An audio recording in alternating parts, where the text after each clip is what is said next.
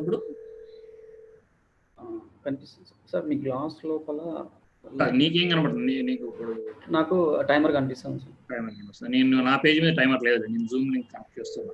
అందుకని నీకు నేను వాడుతుంది కనబడుతుందా, టైమర్ కనబడుతుందా, కనుక్కుందా అని వాడలేదు. నా గ్లాస్ లోపల కొద్దిగా రిఫ్లెక్షన్ వస్తుందా? ఇటు సైడ్ కి వెళ్ళినప్పుడు. హాయ్ గౌరీ.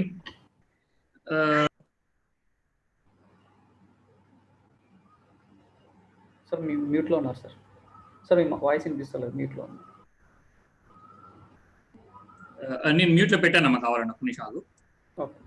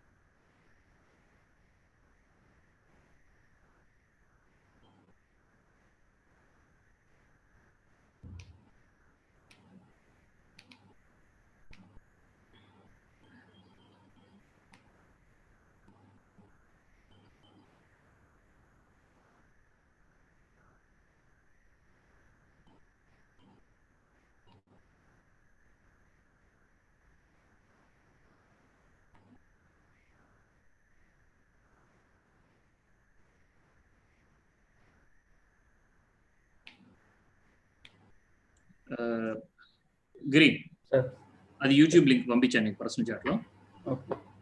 తర్వాత జీసీ అని పేరు వస్తుంది కదా, వాళ్ళు గౌరీ చోప్రా కింద నేమ్ మెయిన్ చేంజ్ చేసుకొని వస్తారు ఈరోజు. ఒకవేళ నేమ్ ఎలా చేంజ్ చేసుకోవడానికి తెలియకపోతే ఇది వాళ్ళ పేరు, అందుకు తగ్గట్లుగా నువ్వు వాళ్ళ పేరు ఎడిట్ చేసి పెట్టేసి. సరే. రైట్ మెనూలో రీనేమ్ ఉంటుంది కదా ఆప్షన్, రీనేమ్ చేసి గౌరీ చోప్రా అని రీనేమ్ చేసి. వాళ్ళకి తెలుసో తెలియదు, వాళ్ళకి తెలియకపోతే నువ్వు చేయొచ్చు. సో దట్ పీపుల్ రికార్డింగ్ లో గౌరీ చోప్రా అని పడుతుంది కదా. Okay sir. నాది కూడా రీనేమ్ ఇట్ యాజ్ రాత్రి.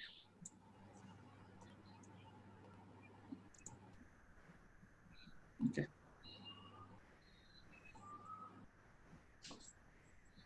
ఓకే, నేను మ్యూట్లోకి వెళ్తున్నాను, నేను వీడియో ఆఫ్ చేస్తున్నాను. Okay sir. I can start admitting. Okay sir.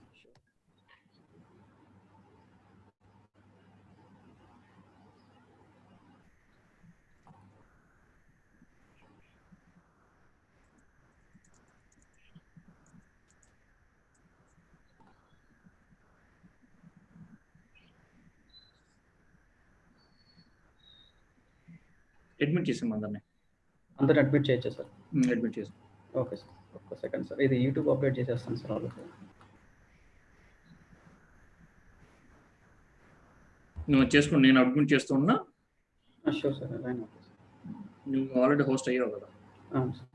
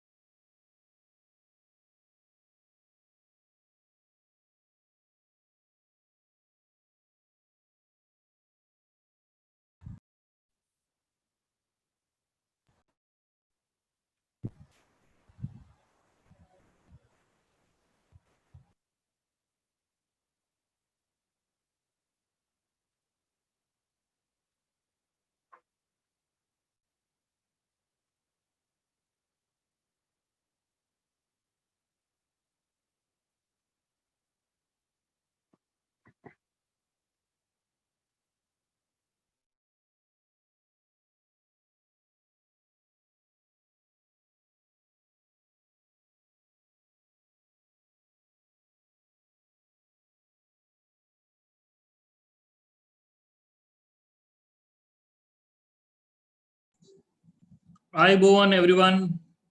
Hope you're able to listen me, able to hear me. Yes. Can you hear me? Yes. Great. Nice. Thanks a lot. And we have completed the main track of Ramayanam. Today we're getting into the itinerary. So I'll not keep you waiting. I'll just straight away get into the itinerary. So before I go into the itinerary, I want you to tell me, there is an icon there where you can give the thumbs up on the screen, reactions. So if you can just wave the hand, that wave symbol is there. All the DMCs, if you can wave the hand, please. All the DMCs or the representatives of the DMCs, if you can just wave the hand once. And on the reaction button, below there is a small reaction button with a icon. See, I'm just waving my hand on my screen. If you can see, it comes like that on my screen. So there's a small reaction button there. On that, if you can click on reaction.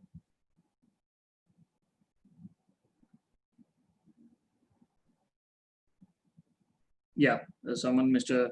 Banuka, has given a thumbs up, something like that. If you all the DMCs participating, all the representatives of the DMCs.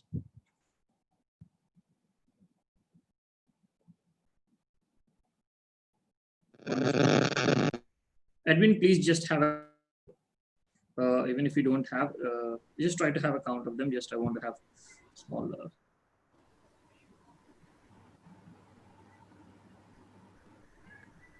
Only 2 people raise their hands. Okay. It's okay. There are so many DMCs, but still. Okay. Let me start off the session. Hi all. Sir. Or else just make a text in the chat box. We can later make a count through chat box. I mean, from the registration ID also you can identify, right? Yeah.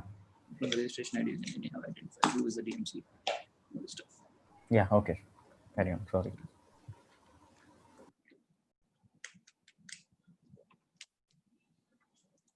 Hi all. I Boon once again, and welcome to Ramayana Yatra training program. And oh my God.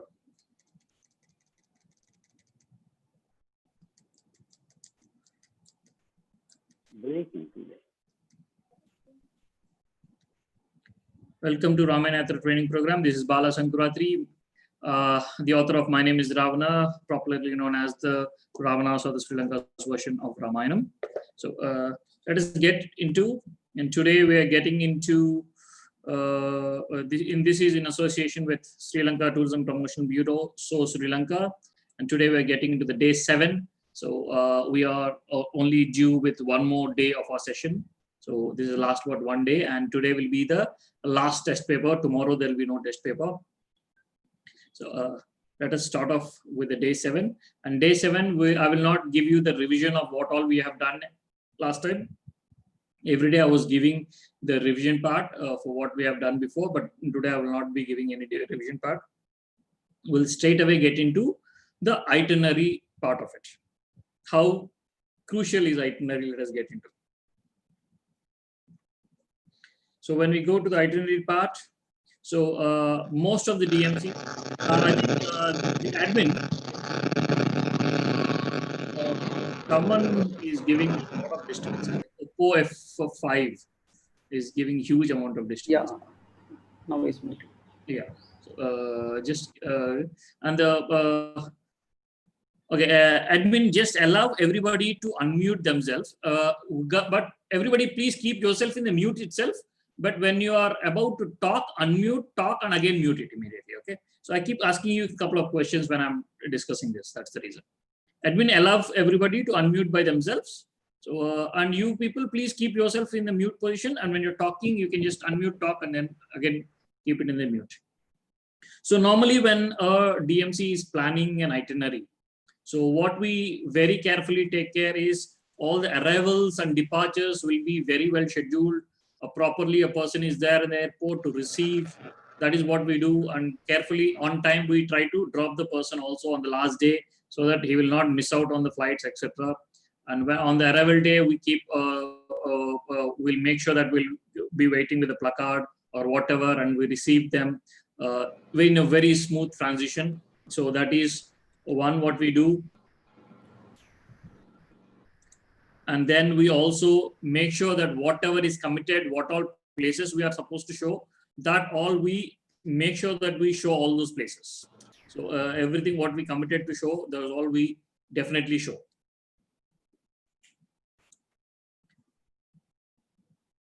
And then whatever is committed in the itinerary, so I will give you a 3-star category accommodation, or I will give you a 4-star category accommodation in this place, or I'll give you the combination of 3-star and 4-star and 5-star. Maybe in Colombo, I'll give you a better category, or maybe in Bentota, I'll give you a better category. When I'm going into the interior parts, I may give you a normal, maybe when you're taking the Mirissa area or something, you're giving a 3-star or a 4-star. You whatever you are committed in the itinerary, you are giving it to the tourist. This is how we are handling any tourist who is coming to Colombo. This is what we are doing. Right? Am I right, guys? One of you can just unmute and say, am I correct or not? Yes. Yeah. And if we do this part successfully, are we doing 100% justice in relation to Ramayana Yatra? What do you guys feel? Actually not. Actually not. If we do these 3 parts in a leisure package, it is 100% of work what we are doing. Committed to whatever we are giving, if you're giving, and if you're the meal plan, what is committed, you're giving, the sightseeing, what you're committed, you're giving, proper airport receiving, proper airport departures, you're maintaining. This is what it is, which can be considered as, or may be considered as 90% or 100% in case of a leisure package. But when it comes to Ramayana package, if you do all this, maybe you're doing a little more than 7-8% and still less than 10% of your job. If you do only these 3 parts, which means your itinerary is a complete failure in related to Ramayana Yatra is concerned. Only these 3 parts you are properly organized, which means you are only less than 10% of your job, which you are able to achieve it. So there are a lot of other things what you have to take care when it comes to Ramayana Yatra itinerary building is concerned, and taking care of the customer is concerned. So first thing you need to keep in mind, there are a lot of things coming, a lot of icons keep coming. The first thing you need to think that the experience is very important. The minute they come, welcome to Ramayana Yatra, whatever you say, you do that, and then take them to one after the other, and we'll come to how the experience can be built. How experience can be built when we are making the itinerary, you will show how the experience can be built. So experience should not go away. So along with these 3, you need to build an experience. There comes the whole storyline, what I've explained you in the past 6 days. There comes the experience. You need to discuss, you need to narrate. We all know that people who are coming for Ramayana Yatra, they know Ramayanam. That doesn't mean we need to play a very safe game, not talking about Ramayanam. We need to talk Ramayana, we need to tell Ramayana to them, make them involved in the discussion. Let that be a discussion-oriented trip. That's how it has to be there. And coming, so these 4 things are basic. So first we thought 3, then the experience has to be there. Put those all on one corner, and let us see what more things come. So remember that Ramayana Yatra or Ramayana Trail is definitely not a leisure package. Do not consider it to be a leisure package. Do not consider Ramayana Yatra as a leisure package. It is a heritage package. It is an educational package. It is a cultural related package. It is a religious package, whatever you say. Okay, when it comes to a heritage culture, anything related to culture, you can keep adding it. It need not only be Ramayanam, majorly be Ramayanam. Suppose you're on the way, you reach Kandy, you want to show the temple of Toothra Lake, you're most welcome. All the Ramayana trail or Ramayana tourists are happy to go to temple of Toothra Lake. They want to see the places also. Don't omit that. You have to keep it. So anything related to heritage and culture, you proceed. Suppose you want to take them to Dutch way to Rumasala and not take them to the Dutch fort, it will hurt the Ramayana tourist. So make them all, when a person is coming to Ramayana tour or Ramayana package, Ramayana trail or Ramayana Yatra, which means he has love to the history through river cruising. So I see a lot of people taking them to Mangrove river cruising.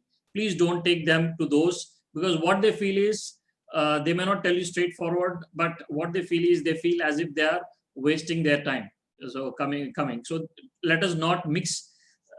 The next point is, do not mix leisure segments with the heritage segments. You mix heritage of anything into Ramayana, no problem. You want to mix candy, you mix it. You want to mix Dambula, you mix it. You want to mix Dutch fort, you mix it. No issues. But don't mix the leisure parts into heritage tour. This is one very important one you need to take. And then do not skip the places. Do not skip the places. And I will tell how to manage without skipping the places. How to manage the itinerary will come. Do not ever skip the places. Suppose you are taking to Nurelia, make sure you show all the places related to heritage and Ramayanam in and around Nurelia. So suppose I see a lot of people, a lot of itineraries who cover Trincomalee temple, but they don't cover Ravana hot wells. Don't skip those places. So they feel the tourist will feel very offended. Tomorrow when he goes back, or sometime I've gone all the way to Trincomalee, but my guide didn't show Ravana hot wells. If they come to know it, maybe after they come back to Colombo, or maybe after they go back to their natives, to their country, or to India, or to any other place, if they come, they feel very, very, very much offended. A happy tourist will refer at least 2-3 more customers, but an unhappy tourist will stop at least 10 customers coming to Sri Lanka. A happy tourist may give you a business of 2 or 3 more customers, refer, but an unhappy tourist will at least stop 10 customers going to Sri Lanka. So don't skip the itinerary. How to manage that? Don't skip the places related to heritage. Please maintain that. And I've just got a call sometime back from Ms. Fernando, not your chairman, one of the participants, Amit Achin Fernando, Miss Fernando has given a call, and she also suggests there is a place called, there are places of martial arts teaching. So Angampura martial arts, which are being taught in Sri Lanka. So that is one good example. I'm not very sure how is it related to Ramayana or Ravana, but if it is a heritage thing, you can do that. Example, if you take Kerala, the Chafarkam guide or a guide, when tourist is traveling in Kerala, from whoever comes from any part of the world, what they do is, there is a place called Tekkady in Kerala. So when they come to Tekkady, there is a place where they show the martial arts and the classical Kerala Kathakali dance performances and martial arts will be taught.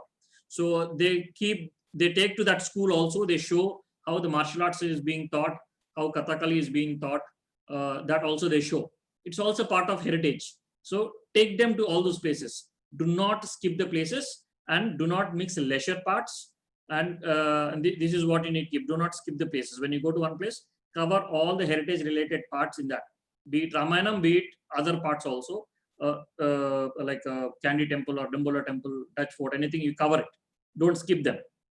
So this is, these are a few important things. Let us all keep those also aside. You can see those icons keeping increasing on the right hand side.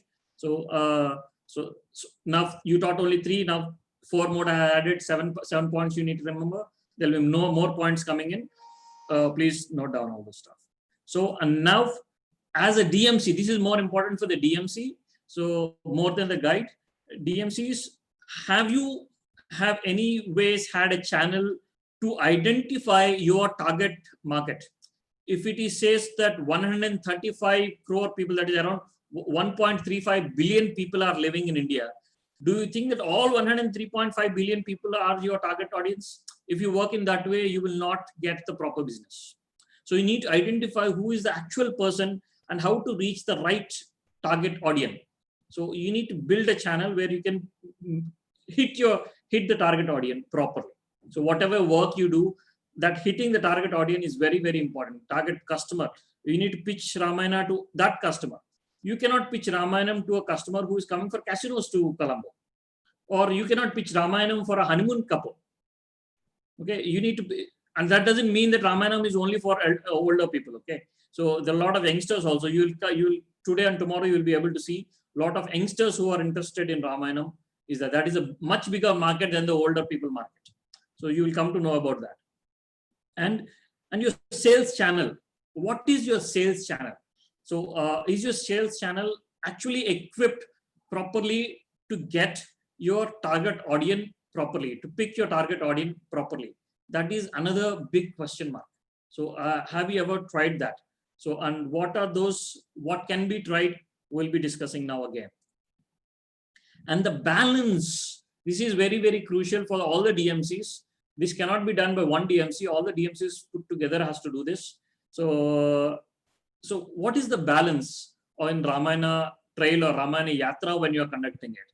So one DMC comes and makes a package of Ramayana Yatra for a 3 night and 4 nights, for 3 nights and 4 days package. Other DMC comes and tells the same Ramayana Yatra for a 5 nights and 6 days. Another DMC makes it for 6 nights and 7 days. When it is Ramayana Yatra, how can it be of 3 nights, 4 nights, 5 nights, 6 nights? There should be a definition for Ramayana Yatra. So when there is no definition for Ramayana Yatra, then it is a huge amount of confusion in the market. It is the amount of confusion in the market. It is confusion within yourself also. What is today happening, to my understanding, correct me at the end of the session if I'm wrong, to my understanding, what is the issue today is, if the customer assumes as a leisure segment, or he says somehow the message has gone that there's nothing much to see in Sri Lanka in the market, that has to be changed. Now you need to work to change that. So if the customer says, I have only 3 nights of time, but I want to see Ramayana sites, you don't want to say no to the customer, so you take that customer and try to make 3-night package for Ramayana.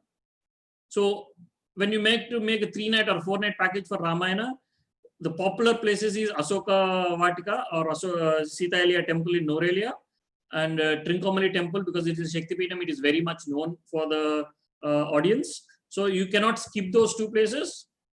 So you try to rush to those 2 places, and because you have very stipulated time, you have to cover Colombo City Tour, you have to cover Trincomalee, Shaktipeetham.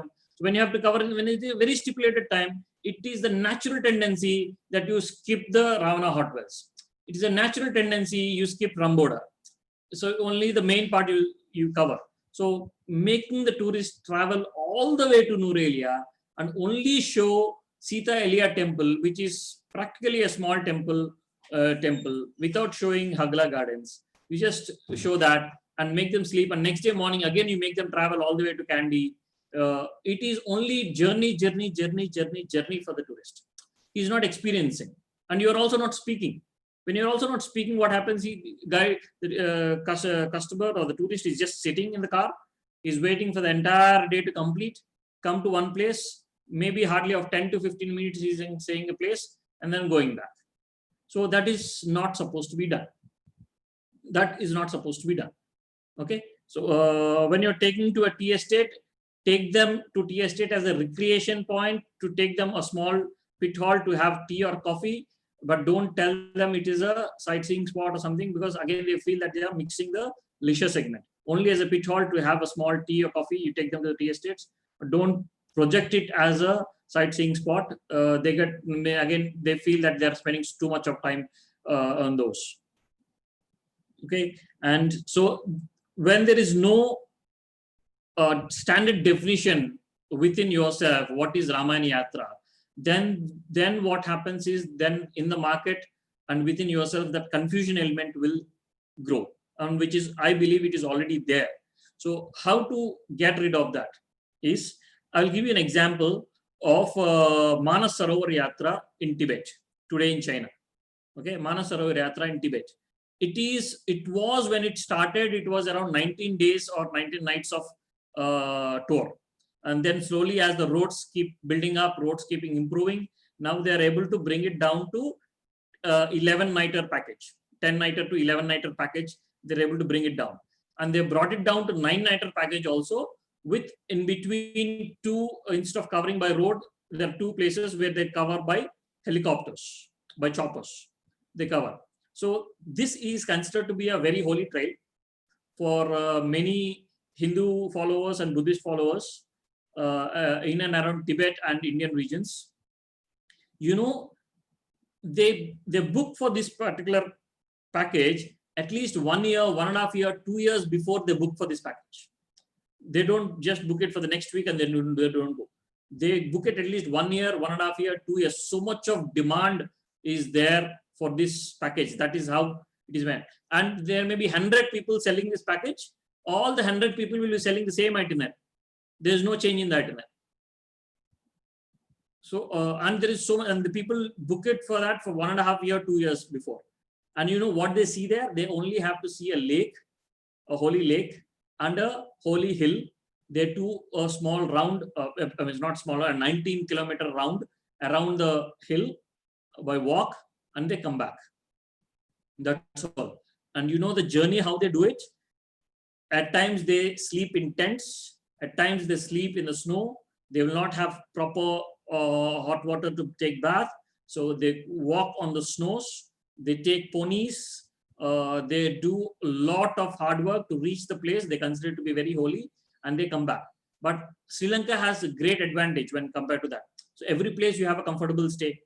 Every place, most of the places the vehicle goes, not most, every place the vehicle goes. Hardly they can walk, they need to walk a little, maybe at Sitakotua or somewhere they need to walk a little.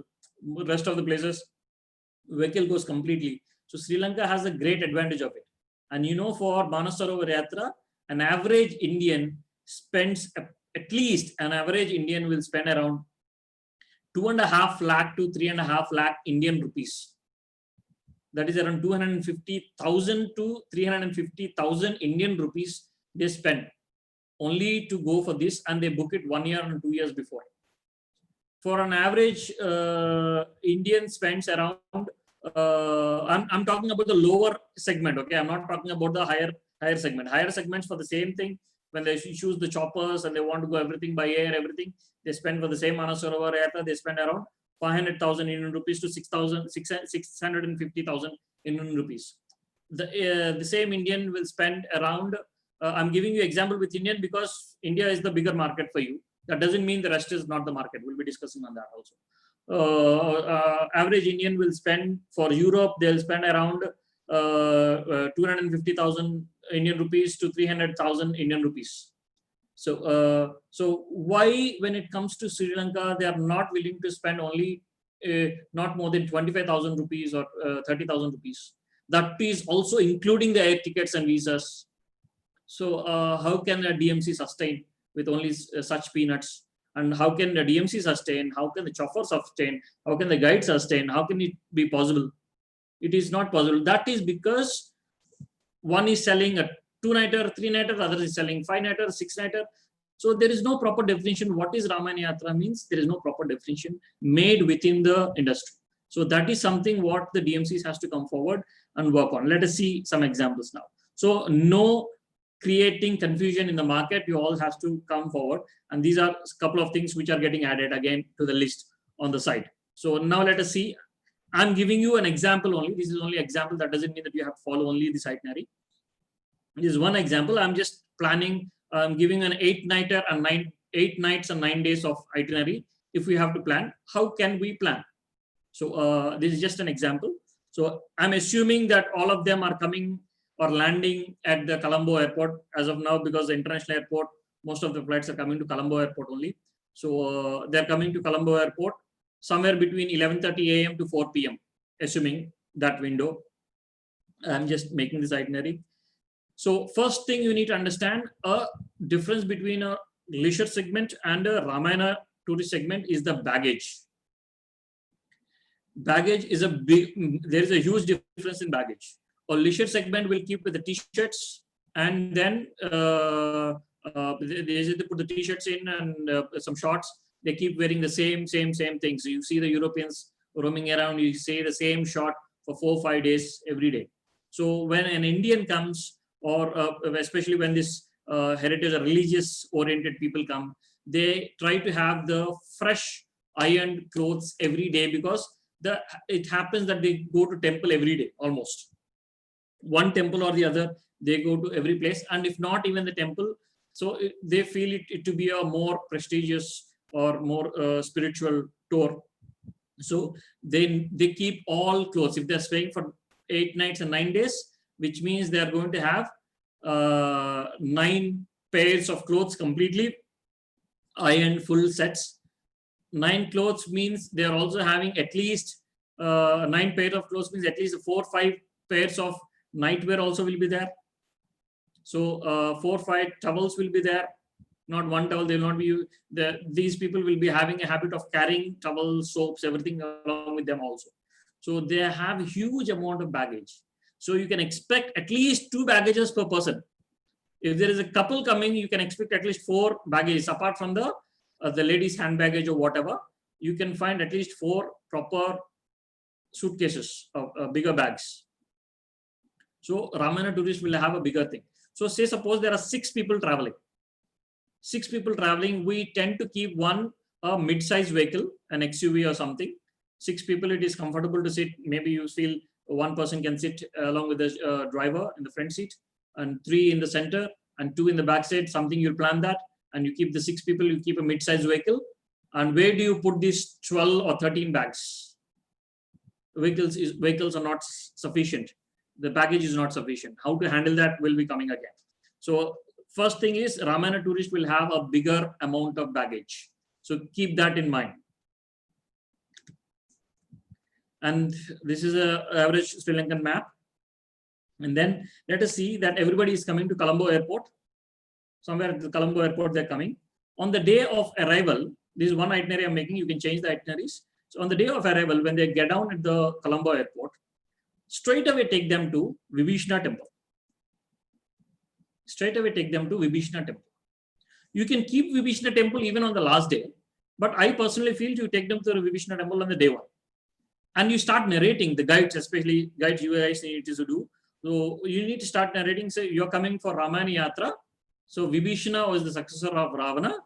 Take the blessings of Vibhishana, and then we'll continue the Ramayana Yatra from tomorrow or from today, whatever. Start with that sentiment. Start off with Vibhishana temple. From the airport, you take to Vibhishana temple. So no need of taking the bypass and taking the highway and crossing Colombo and going to Vendota. Take them to Kalania Vibhishana temple and then take the inside route, or again take a little longer route and then bypass the Colombo city. Okay. So first, this builds that. So on the day 1 itself, if you don't show anything, so it is not good. So every day you need to show 1 or 2 places. So day 1, because already by the time they come, half of the day is over. When the tourist is coming, it doesn't mean that they're coming straight from Chennai only. People may come from Indore, people may come from Rajahmundry, people from different parts of the place. So which means they may not have the direct connectivity. They have to come to Chennai or Bangalore or Mumbai or Delhi to take the connecting flight. Say suppose a person is coming from Rajahmundry. So from Rajahmundry, he need to take a flight and go to Hyderabad and the domestic flight. And from Hyderabad, he need to take the international flight and come to Colombo, which means he need to wake up before landing. It is say suppose that it's a 2 hours journey to Colombo. So before 2 hours, he's waiting for 3 hours in the international airport in Hyderabad. Before reaching international airport in Hyderabad, he's doing another 1 hour of journey from Rajahmundry, which is 3 hours and 1 hour, 4 hours of flight journey. 2 hours and 1 hour, 3 hours of flight journey. In between 3 hours of international waiting, and before taking the domestic flight, he's again waiting for 2 hours. Earlier it was 1 hour because of the COVID situation. Now they made it 2 hours. So 3 plus 3 plus 2, 6, 7, 8 hours he's waiting already. To reach the domestic airport, he might be waking up early in the morning, getting up ready and come. So understand the client may not be coming only from Chennai. Your port of arrival may be 1 hour's distance, maybe Chennai or Bangalore, but that doesn't mean the customer is coming only from Chennai. He's taking the connecting flight. He has done a lot of journey before that. So don't make him do long journeys on the day 1. So cover Vibhishana temple, take the fastest route, bring them to Kalutara or Bentota and make them stay and somewhere on the beach resort. Okay, make them stay there. So say suppose the flight has come at 11:30 like that instead of 4 p.m. or close to 4 p.m. time. The flight has come at 11:30 itself. So take them to Vibhishana temple, stop somewhere on the pit hall, you stop for lunch or whatever. And then if you feel there's more time, touch the turtle hatcheries just to manage the time and go. Just to manage the time, and finally drop them at Kalutara and tell them that from tomorrow we are going to start the proper Ramayana tale. Today you have taken the blessings from Vibhishana. That ends the day one.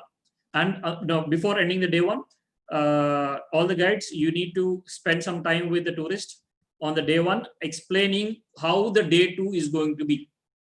So day two, you are going to cover some places like Rumasala.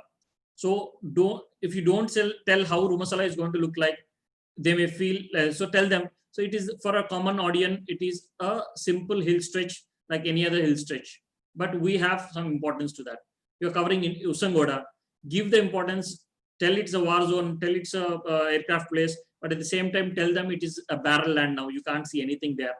Prepare the audience mentally and only then take them on the day two. So on the day one, you are giving the hints and preparing the audience for the day two. So day two, when you start from Kalutara, so that is what the day one is over. Day two, when you start, take them to Rumasala, show the Dutch fort, take them to Rumasala. On the way, you can cover Devundara Vishnu temple also. After Rumasala, you can cover Devundara Vishnu temple also. Then take them to Usangoda, narrate the story. So you already prepared the audience how the Usangoda is going to look like. So if you give a sudden surprise, a barren land, and say this is only Ramayana site, they'll feel hurt. So prepare them before and then take them to Usangoda. And then you can take them to Kalutara, sorry, not Kalutara, Kataragama. Take them to Kataragama, show the Subramanya Swami temple or Kumara Swami temple, both mean the same. Kartikeya, all the names mean the same. Show the temple, narrate the story around it. So while you're narrating, when you're going to that place, narrate the story related to that particular place. Rest of the time when you're traveling in the vehicle, discuss about Ramayanam, start talking about Ramayanam. So involve them also in, maybe if you're handling a group, so ask any one of them to start telling Balakanda, the starting episodes. Ask them to start telling Balakanda, not only you telling, involve them in the discussion. And you keep adding your local legends, everything when the discussion happens. So every time they should be engaged in discussing Ramayana. By the time they finish this 8 days, they should not only see the places, they should have a revision of entire Ramayana once again. Only then it is a successful tour. Only then it is called experiencing of Ramayana. Only showing places doesn't make sense. So you finish Kataragama, overnight stay in Kataragama. So that is what day two you are covering. Show in Kataragama. Next day morning you wake up, take to Ella caves, show them the caves. En route you just have a small pit halt with Ravana waterfalls, Ella Ravana waterfalls. Take them to Divrumpula. Take them to Divrumpula. Show the Divrumpula places. Talk about those Divrumpula places. So we want en route, if you have any more places, cover them, show them, talk about those. And finally, end of the day, you reach Novarelia. It's okay, you need not cover everything in Novarelia. Just take them to Novarelia, make them stay relaxed in Novarelia. By the time they reach Novarelia, it will be perhaps in the evening time or so. So just have a small halt for tea or something, then take them to the hotel, let them stay relaxed on the hill station. Okay. And the next day, you cover complete Novarelia. Don't take to Sita Amman temple straightforward. Take to Sita Elia temple or Sita Amman temple in the evening.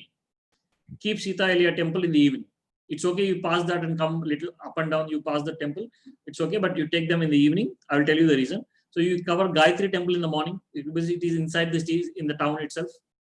Cover the Gayatri temple. Take them little out of Novarelia, cover the Ramboda temple. Talk about Ravana Boda also. Narrate the story, everything. So take them for lunch or whatever, and then take them in the evening to Sita Elia temple so that they can finish Sita Elia temple darshan and then spend time in the Haggala gardens. When you drop them at Haggala gardens, you also, DMCs, please include the ticket for guides also to enter into the Haggala gardens. Or make an arrangement where the national tourist guides can enter for free into Haggala gardens. So let the tourist guide also get into Haggala gardens along with the tourist and start narrating the story. Because when you're handling a bigger group, it may be a little difficult for you to explain the story in the temple, in Sita Elia temple.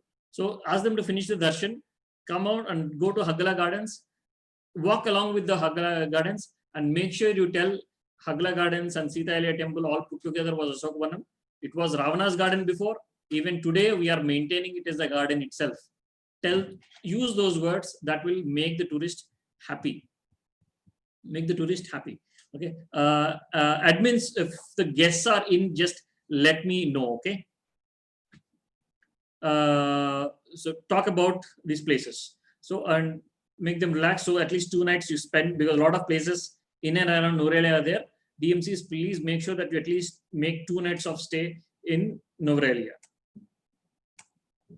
So you cover all those places in Norelia, and again the next day also you stay in Norelia. You go, and then you take them to you take them to Gurulapota, you take them to Sita Kotua, and you show the places nearby, whatever places. More than me, you guys know the places. Cover all those places. End of the day, by evening or so, make them reach Kandy.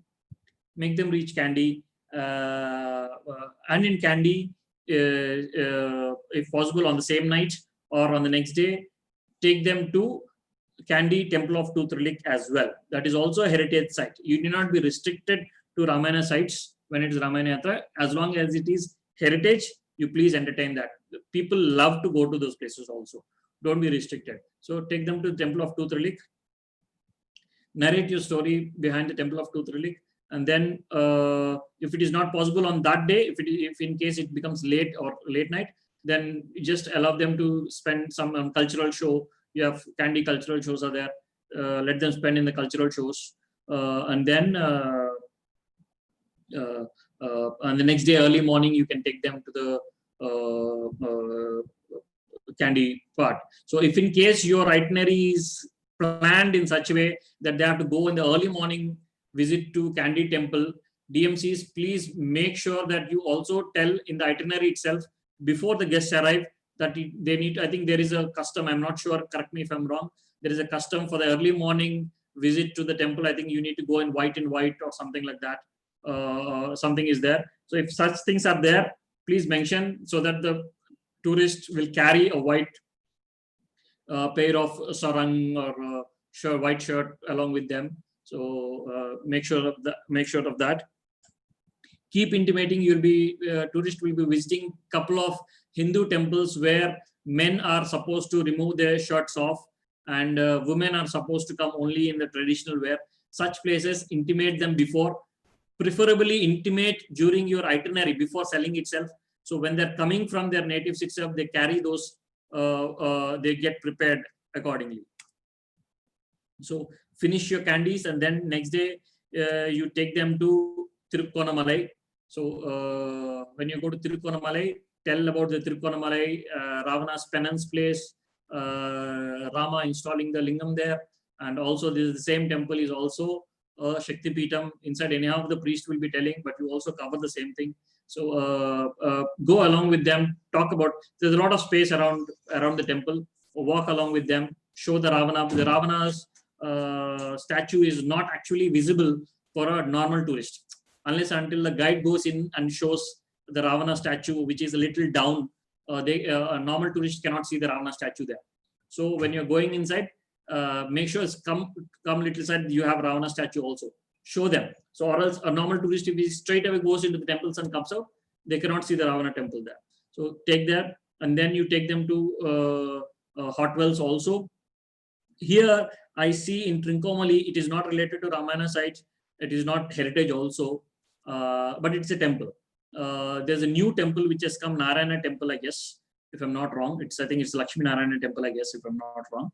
And that is also a very big place. I've seen there's a lot of room. So if in case of any bigger group coming, DMCs, if you want to organize some traditional bhajan or something, I think this place has a bigger room or place to conduct such things, because Sita Aliya temple, all these places doesn't have that amount of space. So this Narayan temple in Trincomalee has that amount of space. You want to do such some kind of cultural activity, I think you have to contact the temple or that is there, and this temple has the space. And whether you conduct this thing or not, this is a beautiful temple which is more resembling to the modern Indian temples. You can definitely take to that temple also. So and make them stay overnight in Tirukonamalai or Trincomalee. So next day, this is very important. Next day, what you can do is make the audience prepare, make the tourist prepare that next day they have to wake up early. Next day, they have to wake up early and travel. And also, DMCs, please make the arrangements. Next day, they are going to Talaimanar. Now, from Trincomalee, we are taking them to Manar Island or Talaimanar. So, the Manar Island and Talaimanar region does not have proper restaurants or food arrangements in that area. So, make sure early morning you make the facilitation that they need to finish their breakfast in the hotel or where they're staying in Trincomalee. I need to organize packed food and water for these people so that packed food and water will also get into the vehicle. And when they go to Talaimanar, they may not find proper food, they may not find proper tea, coffees, they may not find proper water. So you need to carry those like an excursion. You need to carry those in the vehicle itself and go to Talaimanar. So the food will be a problem when you're going to Talaimanar. Please take care of that. And there's one more problem when you go to Talaimanar, I will be letting you. So food you need to carry from Trincomalee itself. Or on the way somewhere you make an arrangement that you stop pit halt for 5 minutes and get the food into the vehicle. So make that point very important. So next day you go to Manar, and then you go to, in Manar, before taking to the Talaimanar, you can go to that place where during the British time, there was a sea route between Rameshwaram and Manar Island. There was boats which were traveling, passenger boats were traveling during the time of British. They used to sell a ticket in India. With that, they used to get into the boat or the ferry, and they come to Manar. With the same ticket, they take the train from Manar and come to Colombo or Kandy. That was how it used to be earlier. Take them to those places. You can see those boats, signboards, everything there. Narrate them. It was like this during the time of British. With a single ticket, people used to come from India to Manar. Of the same ticket, they used to board the train as well, and they used to travel to Kandy and Colombo. You can tell that, you can narrate those stories, and then with the help of Sri Lanka Tourism Promotion Bureau and your Navy, make the organization of the safety measures. Make sure that every tourist is having a life jacket. Without life jacket, do not allow them to get into the waters. I have seen those places. I've been onto the Ramasetu. The sea is very rough. Make sure that sufficient number of divers or savers are there readily available. So, and take them onto the second sand dune. That is a bigger sand dune. You can spend some time. It carries more number of people. So take them, let them spend some time. So when you're going them, make them practice. Ask them to remove their shoes because it just builds the more sentiments, to act on more sentiments. Ask them to remove their shoes in the ferries itself, because they're getting onto the place, a holy place, where Rama, Lakshmana, Hanuma, Sugriva all walked on the same place. They're also getting onto the same island. So make them get onto that. That itself, there is nothing to see. They will be very happy to stand there. And if you make 100 people, to stay there, those 100 people will bring you at least 1,000 people more back to Sri Lanka. So this will be an amazing experience. And then bring back them to the shore. And here there is a problem that by the time you finish, because you cannot take to Talaimanar when the sun is right on your head, it will be too hot to take them onto the sea. So you have to take them in the early hours. That's the reason you need to start very early from Trincomalee. Okay, so when you finish Talaimanar, by the time you finish Talaimanar, going on to the sand dunes and coming back, in Manar, Tiruketishwaram temple will be closed. You need to understand. So you have to take them first to Talaimanar and sand dune only, because if it is in the afternoon, they cannot get onto the sea, it will be too hot. But when you go in the early morning to that and come back, by the time you come back, Tiruketishwaram temple will be closed. So Tiruketishwaram temple is one where they have to remove their shirts and this temple will be closed. So this is the place where they need to spend some time relax only. So you need to find on the beach, they need to make them make them some activity, conduct some quiz on Ramayana, make them do a small activity. So give the characters, you give one character to Hanuman, give one character to Lakshmana, ask them to narrate, one character as Ravana. Make a small element in the act with the fun, without any artist, with the tourist only. Make some activity so that they can spend time till evening 4 o'clock or 5 o'clock, till that Tiruketishwaran temple gets open. I think evening 5 o'clock, I think it will get open again. So make sure, but please verify the timings once again. So if required, when I come down there, if I have to speak with the temple authorities, if there is any changes can be done with the temple timings, we will be discussing along with the tourism board. So, and then you take them to the, so here you find nothing. No proper food will be available. So now it comes all the packed food, you have to give it to them. So that will help them keep more water, because you are staying in the hot sun. So keep more waters, maybe these lemonades, all this stuff, the packed lemonade, all this stuff. You keep that and make sure you include lunches. Don't exclude lunches. You keep lunches, especially in this place. So then finish Tiruketishwaram. After finishing Tiruketishwaram, and there are no proper accommodations around Tiruketishwaram also. Even if there are proper accommodations in Tiruketishwaram, next day you need to bring them to Chilab. So journey from all the way from Tiruketishwaram to Chilab, it will be a hectic journey. So it is not practically possible to bring them on the same day.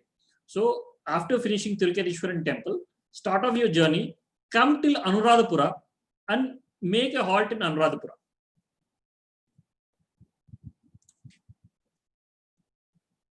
Come till Anuradhapura, make a halt in Anuradhapura.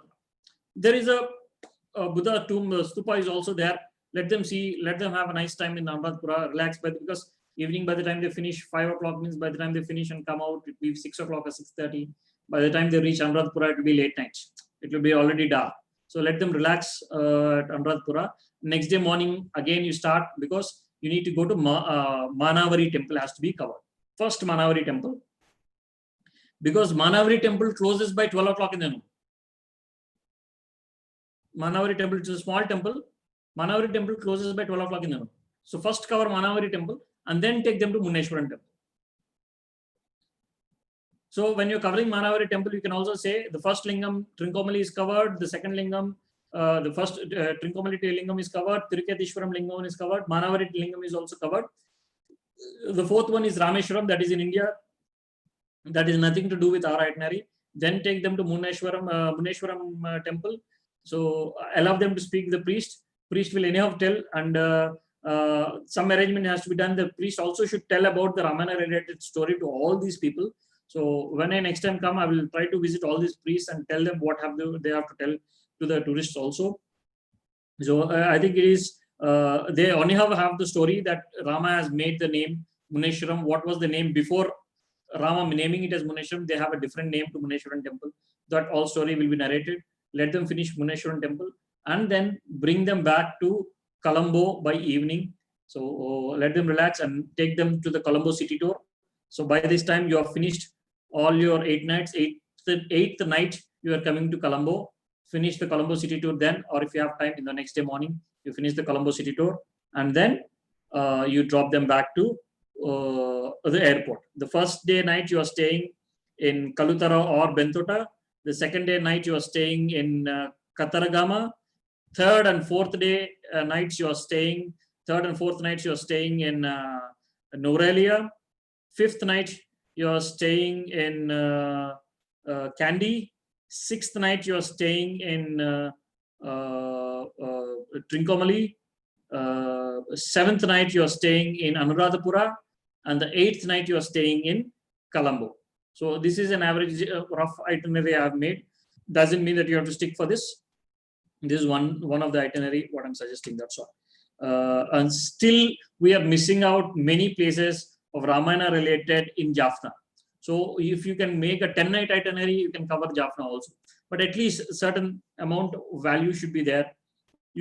So when you have seen these many places, don't try to make it for 3-nighter, 4-nighter. If the customer comes asking the DMCs, if the inquiry comes, why such kind of inquiries comes, I will also be discussing going forward. So on the way, if there is time, you cover Gold Dutch Fort, Turtle Hatcheries on the day one. If there is more time, if the flight comes early, Then we cover the Turtle Hatcheries, Gaul Dutch Fort, Dovarampula, Tea Estates, Kandy Temple, Dambula, Sigiriya, Narayana Temple in Trincomalee. All this you can cover on the way. So this is how a Ramayana thing should be there. So back to airport and drop. And see on the right hand side corner, if you see, you're seeing the lot of things added. Now the baggage has got added. Now that balance of the itinerary got added. So you can see on the right hand side, earlier it was only 3 when we started the discussion. Now it is 4, 5, 6, 7, 8, 9, 10, 11, 12 are there. Now 13, the meal plan we are talking about. So meal plan, I find a lot of assumptions that when it comes to Ramayana Yatra is concerned, Indians or people will have only vegetarian. This is what the assumption what most of the tourist guides or industry has. Yes, they prefer vegetarian. That doesn't mean that everybody eats only vegetarian. Okay, so a lot of people who consume non-vegetarian also. So you need to find, what I find in Colombo and in Sri Lanka is, you take them to the hotel in such a way or prepare the hotel before itself that you have sufficient of non-veg and vegetarian things. What I normally find is there will be 10 non-veg items, only 1 or 2 vegetarian items will be there. So instead of making 10 non-veg items, make it only 4 or 5 non-veg items and keep the 4 or 5 veg items. So make that balance properly. There are people who take non-veg also. So say suppose if I am there, so I may not take non-veg when I'm entering into a temple. But after coming out from the temple, before my sleep, I consume non-veg there. Okay, so what you need to see is you need to tell the hotels, DMCs, please tell the hotels, keep when they ask to make vegetarian food. What I normally observe is there'll be 8 items, 9 items are non-vegetarian, and you find only one item of vegetarian. That should not happen. So that substantially, maybe you can make 50-50 veg and non-veg when the Ramayana tourist is there, so they can consume it accordingly. Especially women during the Ramayana Yatra, they prefer to take vegetarian. So, but that doesn't mean that everybody consumes only vegetarian, because I'm talking about the market where people come from across the globe for Ramayana Yatra. So when an Indian nation comes, they don't find the difference between veg and non-veg at all. I'll tell you one incident what happened. So I went to Bali. I was staying. I went onto the beach one day. I was covering all these places. When I went to the beach, I normally consume non-veg 6 days a week. Only on Saturdays I don't consume non-veg. So that day happened to be Saturday. So I asked that gentle lady on a small restaurant on the beach side. So I don't take non-veg on the Saturdays. So give me a fried rice of pure vegetarian. So she told, "Can I put egg?" I told, "No, don't put egg also. I consider egg also as non-veg. Please don't put egg. Don't put any chicken." So the lady is a very good lady. She didn't put any egg. She didn't put any chicken, but she kept prawns on it and gave. When I asked her, then I understood that they don't have a differentiation between veg and non-veg. They don't have the difference, that mindset of this is vegetarian food, this is non-vegetarian food. Those people doesn't even have it. They consider everything as the same. So, which means you get a lot of people like that also. When a European comes for Ramayana trail or heritage trail, so then you cannot expect him to eat only vegetarian like that. So make sure that you have multiple things. So you find out almost 13 things added. Let us get back. So these are the 13 things you need to maintain. So one is not only showing the places, not only giving the itinerary, accommodation, meal plan as per the plans, not only picking them and dropping them. Your communication, the experience, what you need to give every time. Make sure you don't skip the places. Don't mix casinos. Don't mix scuba divings. Don't mix underwater diving. Don't mix whale watchings with Ramayana Yatra. It's not a leisure segment. So and identifying your target audience and target channel, I'll be coming. Those 2 elements are to be discussed more in detail. That I'll be coming. Try to make a balance. When you maintain the balance, there's so much of things that you guys can do it. I will give you an example with Indonesia, Thailand especially, what they're doing it, how you can maintain the balance. When the common itinerary is drawn, what happens is, say suppose there are 10 DMCs. 10 DMCs, say suppose every DMC is getting around 4 packs for Ramayana Yatra on that particular day. Suppose there are 10 DMCs and every DMC is getting around 4 packs of Ramayana trail, Ramayana customer on that particular day. So all of them gets into the Colombo airport itself. And if you make sure their flight times may be different, one may be coming from Delhi, one may be coming from Hyderabad, one may be coming from Bangalore, one may be coming from some other country, but all of them come to Colombo airport itself. So on the day one, pick them individually, take them to Vibhishana temple and bring them to Kalutara or Bentota. After that, from the second day onwards, all of them are together. Now we also know that the guide shortage is there who are expert in Ramayanam in Sri Lanka. So what if DMCs all say, if you may all maintain the same itinerary, what happens? You can make club all of them from the day 2, you can make a bigger vehicle and arrange and you can manage with the guides who are available today. When you make a bigger vehicle, you can have a separate luggage truck. You can keep all the luggage into one truck and take it. So luggage truck will go far before and get the things organized in the rest next day destination. So all of them can travel.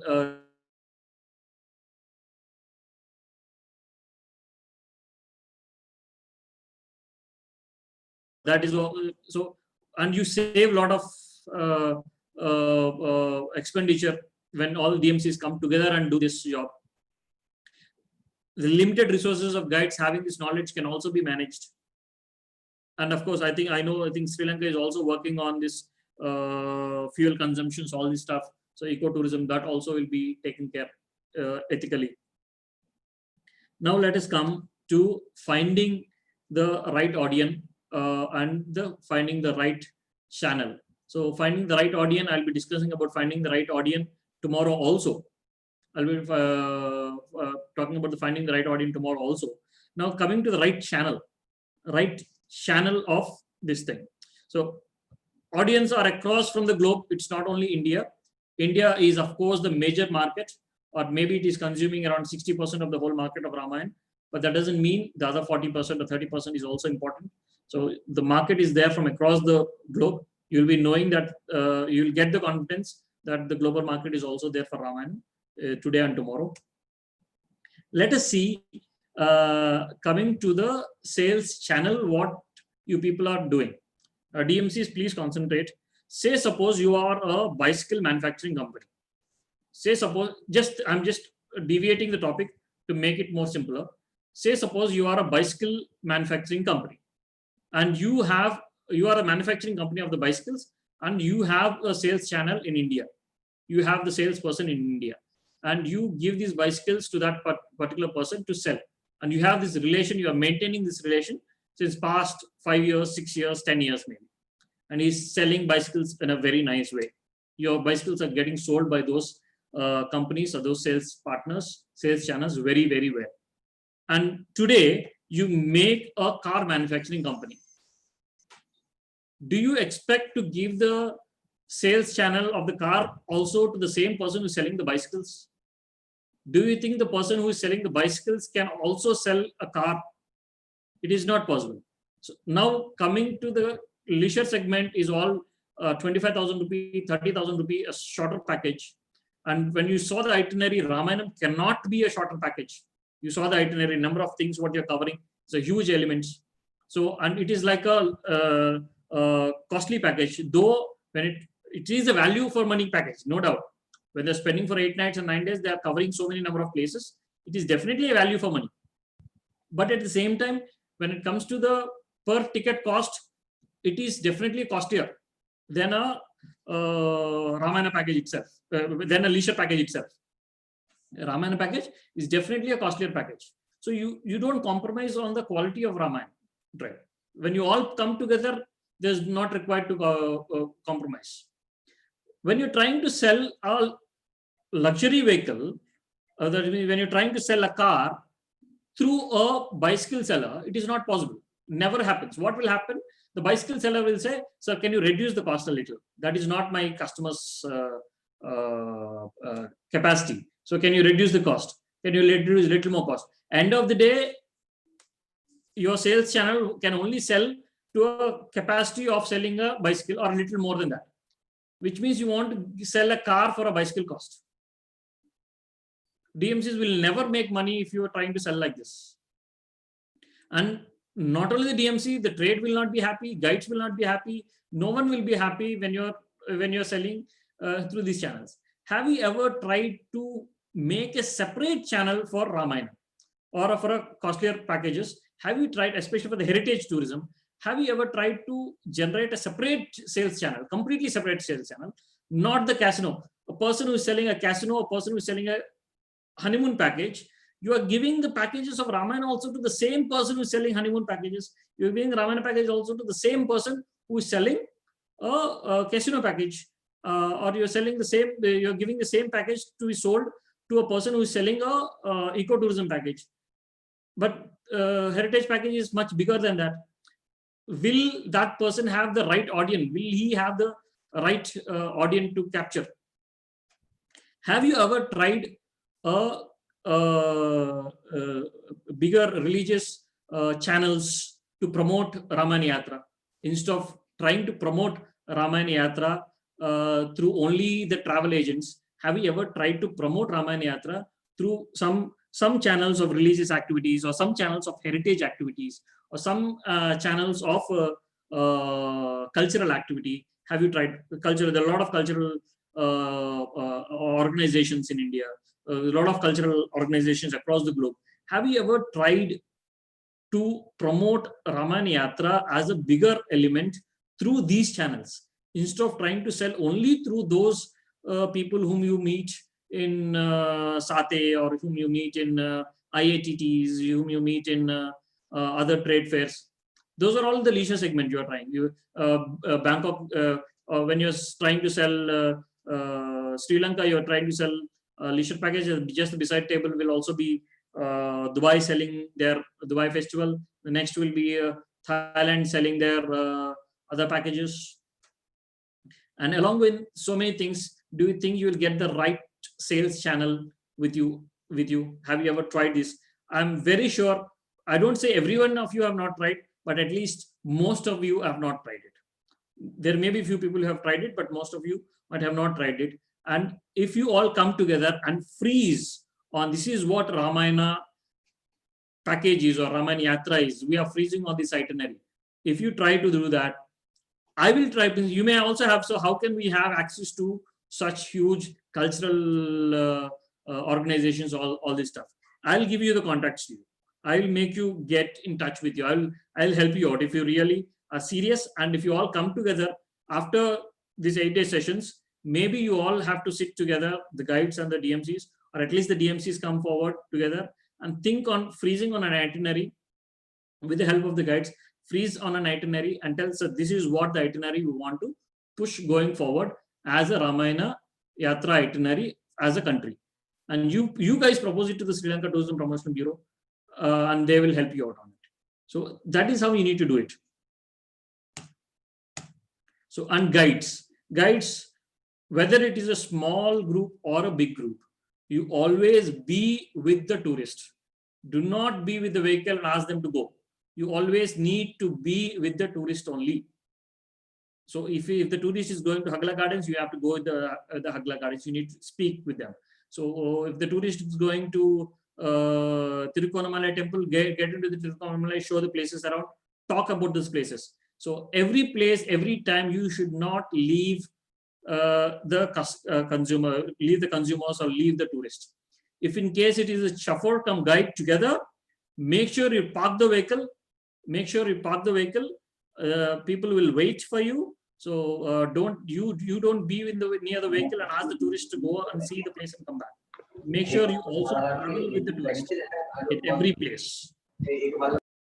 So, and show all the places which are committed and explain how we have discussed in the last couple of days. Whether it is a smaller vehicle or a bigger vehicle, make sure whether it's chauffeur come guide or a group guide, make sure the guide should always be with the tourist and no skipping of any places. And your interaction, the experience can only happen when you exchange dialogue with the tourist. You don't miss, I'm repeatedly telling this, you have to involve the tourist. You need to discuss Ramayanam.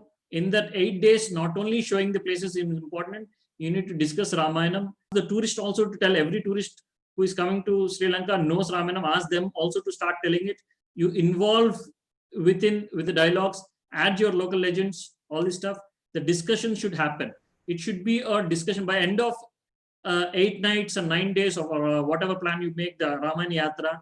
They should have a complete glimpse of entire Ramayanam once again. It is not only seeing the places, only then it is possible. And forecasting before, as I told you before, what the tourist is going to see the next day, reveal it on the day before itself. Don't keep the tourist in the suspense till the last moment. Do not keep the tourist in the suspense till the last moment. Especially when you're taking to Sita Aliya temple, it's a small temple. If you keep them in a suspense when they're traveling, they assume it to be a huge temple. And they go there, they find a small temple, they'll be disappointed. And if you don't disclose about Usangoda on a day before, they'll assume the war zone means there'll be huge structures, or maybe some temple will be there, maybe some idols or murtis or something will be there. That's what they feel. By the time they go there, they'll only see a barren land, they'll be surprised. They'll more than surprised, they'll be upset. So disclose, forecast what they're going to see next day, today night itself. That is how we need to take the tourist. That is how we need to take the tourist. And I'm a little over time I've taken, and I'm open for the question and answer sessions. Guys, I want you to quickly, tomorrow also we're continuing the same session. Tomorrow also we're discussing the same session. So I want to quickly run through your question and answers because we have 2 guests waiting. Hi, Michael. And hi, Gauri. Hi there. Can you hear my audio? Yes, I can hear your audio. Oh, good. I just wanted to double check. Thank you. Yes. Guys, we have 2 guests here today. So one is Professor Michael from USA. So from Maharishi University in USA, Professor Michael is joining us. And Gauri Chopra ji is also joining us. And if you all know the Ramayana skit that is very popular in India, Ramayana teledrama, which is very popular in India, that was shot by Sri Ramananda Sagar ji, and Gauri Chopra is the granddaughter of Ramananda Sagar ji itself. She is from the same family. So the half of India is knowing Ramayanam and coming to Sri Lanka is because of Ramananda Sagar ji, Gauri ji's grandfather. So so even she is there to exchange her views. So quickly you ask your question and answers, and then immediately we'll shift to Gauri Sagar ji, Gauri Chopra ji, and Michael.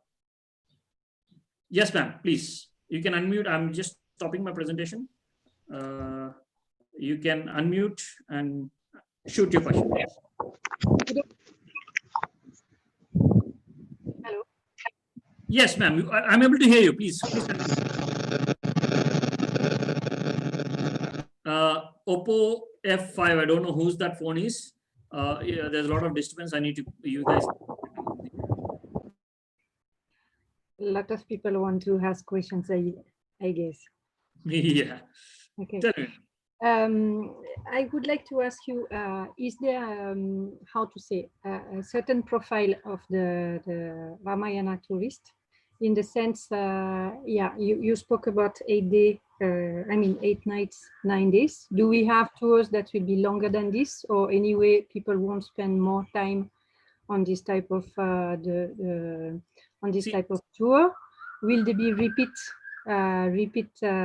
travelers? That means they might come another time to do some part of the Ramayana. Maybe they do one time, 1 week, and they will come later and like to do some sites that they have not done earlier. Is there this kind of pattern, or okay, how is it?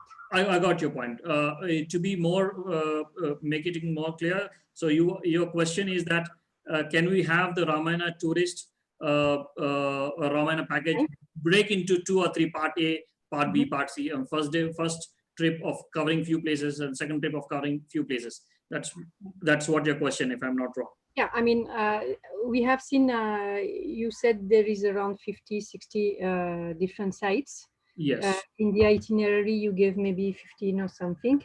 Yes. So that means we won't cover all of them anyway. Yes. There's no time for that. So do we have people who come again and again? Yeah, I'll tell you. So when in the itinerary, what I've suggested today in the glimpse, so we have covered a couple of places. So in this itinerary itself, you can cover, I think Istripura, you can talk about, because there's nothing much to show in Variapula, but still there are a few more places that itinerary can be fine-tuned. This is only a rough sketch I have given you. So if you actually plan it, you can cover at least 20 to 24 sites in 8 nights or 9 days, 9 nights of package, approximately. And today, though there are over 50 places related to Ramayana in Sri Lanka, all the places doesn't have the road access or the other logistic or other facilities like hotels. End of the day, tourist has to stay in a hotel, in a comfortable place. So maybe if you take them into deep inside the woods or somewhere, they cannot, it's not a camping package. It's not a camping package. So end of the day, they need to be brought back to a comfortable place where they can sit. Like how we saw in Talaimanar place, end of the day, we're bringing them to Anuradhapura to make them comfortable, because at Talaimanar, again, there is no proper accommodation. So this is what we are doing. So ideally, if you make around 20 between 22 to 26, 27 places, it's a good itinerary. And you can actually make it to a little more than that, or you can come touch close to around 30 when you're covering the Jaffna district also. When you cover the Jaffna district also, the duration may go to 9-nighter or 10-nighter or 11-nighter. Okay. And you need to, as I told you, you need to cover Ramayanam also. It is, the people are coming for experience. You make it for 2 nights and 3 nights. If you make it for 2 nights or 3 nights or 4 nights, what is the problem is your major share is India, where 60-70% of the trade is coming from India related to Ramayana. So almost all the Indians knows that there is Shakti Peetham in Sri Lanka, that is in Trincomalee. So you cannot skip Trincomalee in the itinerary, and you cannot skip Norelia in the itinerary. These 2 places you cannot skip by any chance. If you skip these 2 places, they will get offended. So when you have to cover these 2, and if you make it for 3-nighter package or 4-nighter package, it is very difficult to complete the whole tour. So your trip has to be longer. That is the reason that is the reason I asked you. All the DMCs has to sit together and freeze on one itinerary at least. As the days pass, you can make 2 itineraries, 3 itineraries, and then we can say we have the first itinerary covering the most of the places. We have the second itinerary covering more bigger number of places. We have the third itinerary where you can use choppers also. Okay, so suppose you want to go to Talaimanar, see the Ramasetu, you can use the choppers. You can have the aerial view also. You can talk with the tourism board. You can talk with your all these people. That comes at the later stage. Let us start somewhere. We have to start it off. So what I recommend is you people have to come together in freezing on itinerary. Today, if we say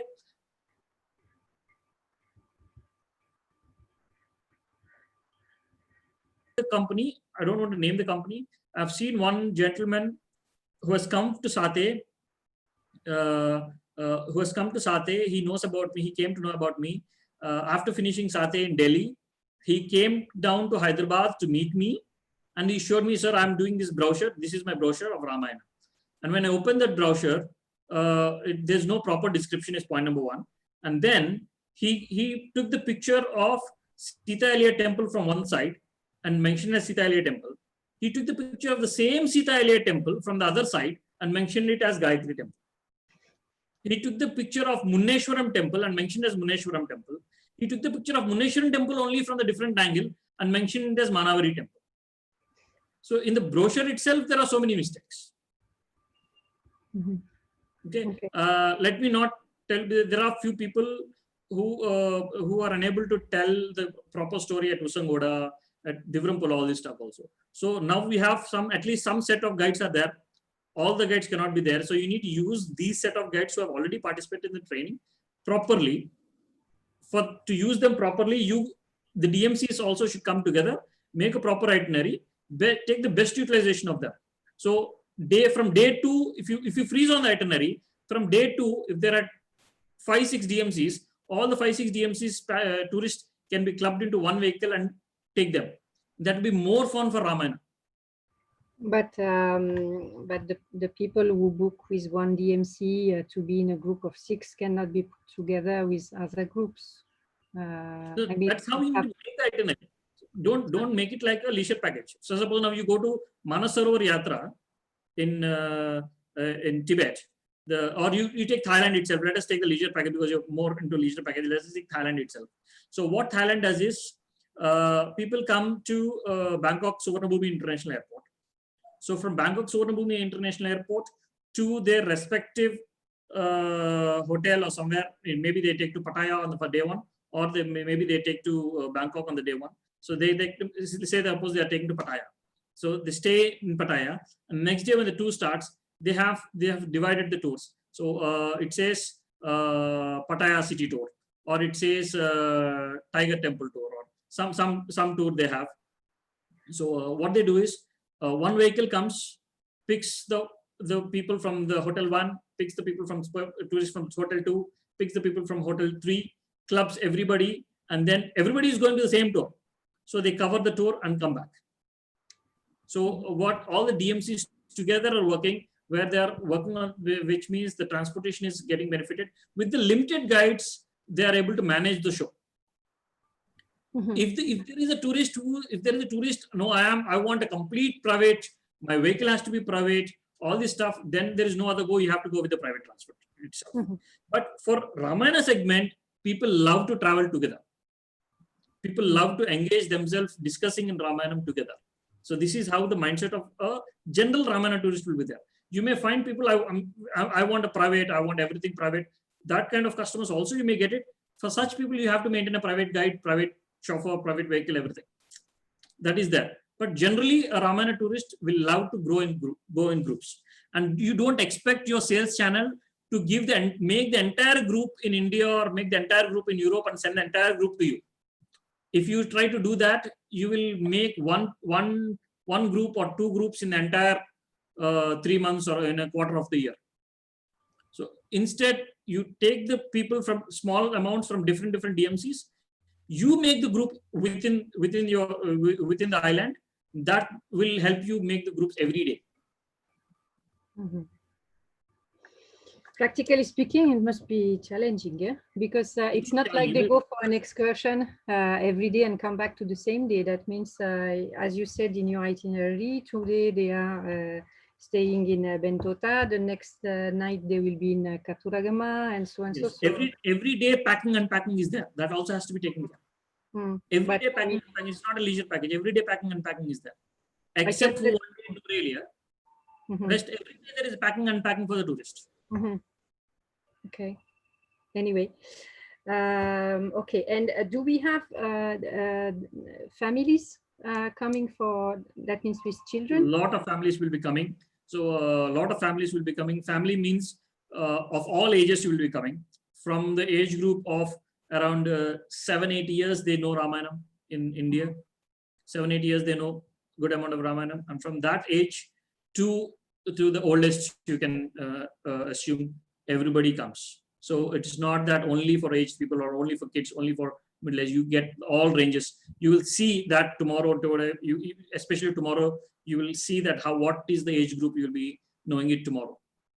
And it happens also that families alone are coming. A family will be taken. I mean, normally when it comes to the heritage or religious tour, they love to mix with the group, mix with the multiple families and travel.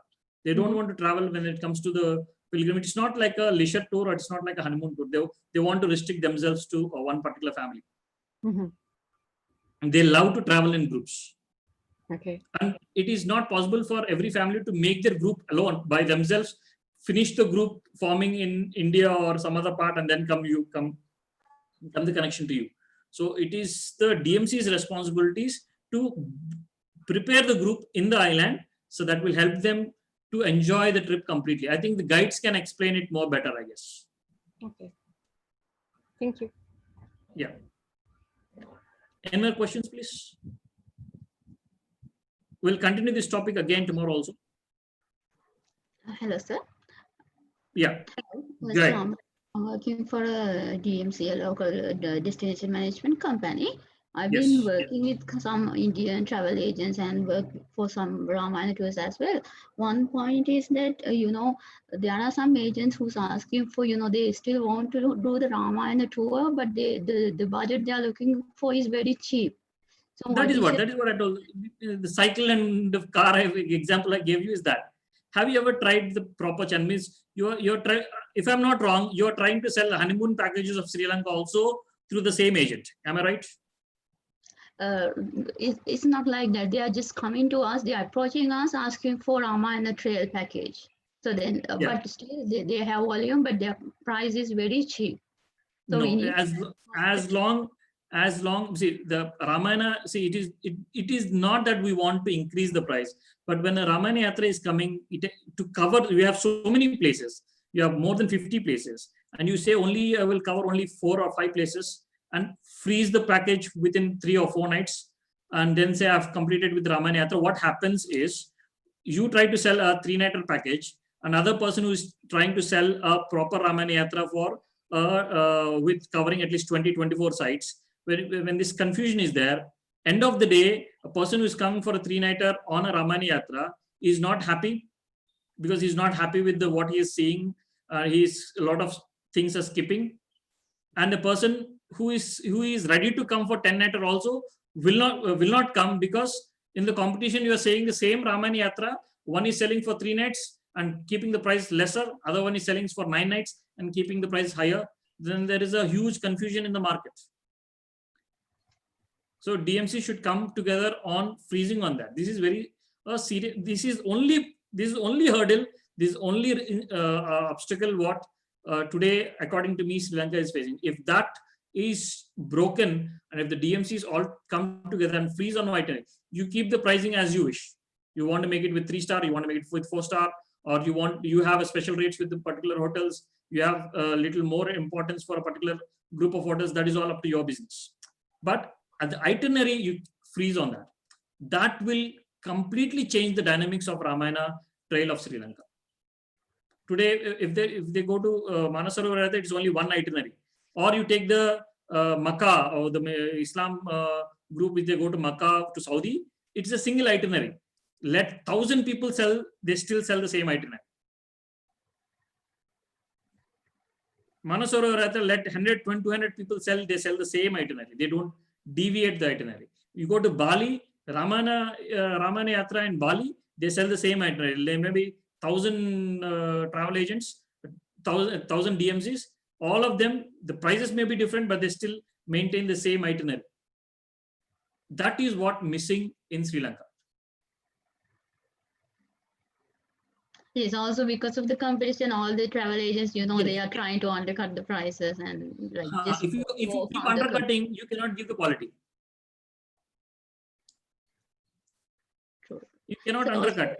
Can you give us some suggestions about what is the potential you think in each state in India, like for the demand for Ramayana Trail? I know Pune and all, they have a huge potential in Pune. See, ma'am, you're talking about a country which is having around 1.35 billion people. And you cannot say this region people are like this region people are like this region people are like this. You cannot generalize the mindset. Every region has the mixture of all kinds of people. So generalizing this Pune people are like this, generalizing the North Indian people are like this, generalizing the South people are like this, will not help you in making the business. So you need to work, you need to stand on the quality, you need to stand on the itinerary. As long if you all come together, first thing you need to say, you should not keep fighting within yourself. At least for Ramayana thing, you should stop fighting within yourself, come together, make an itinerary, and say all of us will form into a group or a syndicate or whatever, and say we are going to sell only this itinerary. As long as it is Ramayana is concerned, this is the only thing what we are going to do. Then automatically any travel agent in India will come to the same thing. And secondly, I told, I'm again repeating the cycle and the car example. Don't try to sell a car with a bicycle seller. It will not work. So try to get, regarding the channels, we'll be discussing further tomorrow. And tomorrow there's a person who is coming to talk about the potentiality of Southeast Asia. as a market for Sri Lanka. The person who already worked, who was the first Indian tourist guide in Bangkok Museum, and who is working, who has done the good amount of research in South Asia, Mrs. Bose. She's coming tomorrow to give you the light on the Southeast Asian part. Quickly, one question will immediately shift to the guests today. Bala sir, good evening. Hi Kumar, I think today you are showing your face. All this while you didn't show. Yes. I think some of the staffs also here, like you can see, like some of the colleagues are in the office. They are great. and learning.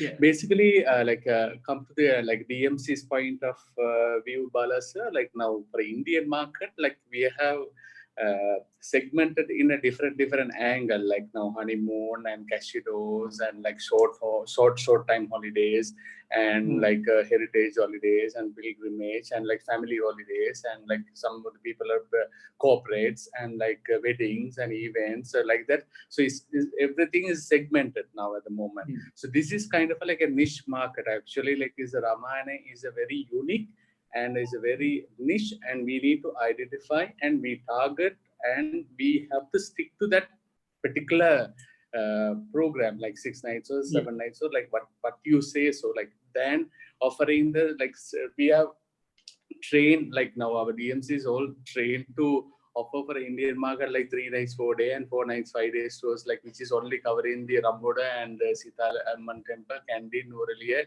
and Bentoda, Colombo. This is like becoming a traditional for last 1 decade or 2 decades. The Indian market is going on like that. So which we need to, this is a new area. Like now Mr. Kaleselvam also like from the tourist board is came up and like trained some good guides in Sri Lanka. So he developed it. So like this is like a lack of knowledge in the DMC's level also, sir, and like we also not went to market in that level. So this is a good opportunity for us to rethink and target the this kind of a new audience and new niche market and stick to that particular tour itinerary for minimum 7 nights, 8 nights, something like that. This is what like I feel it. When you from the DMC's point of view. Yes.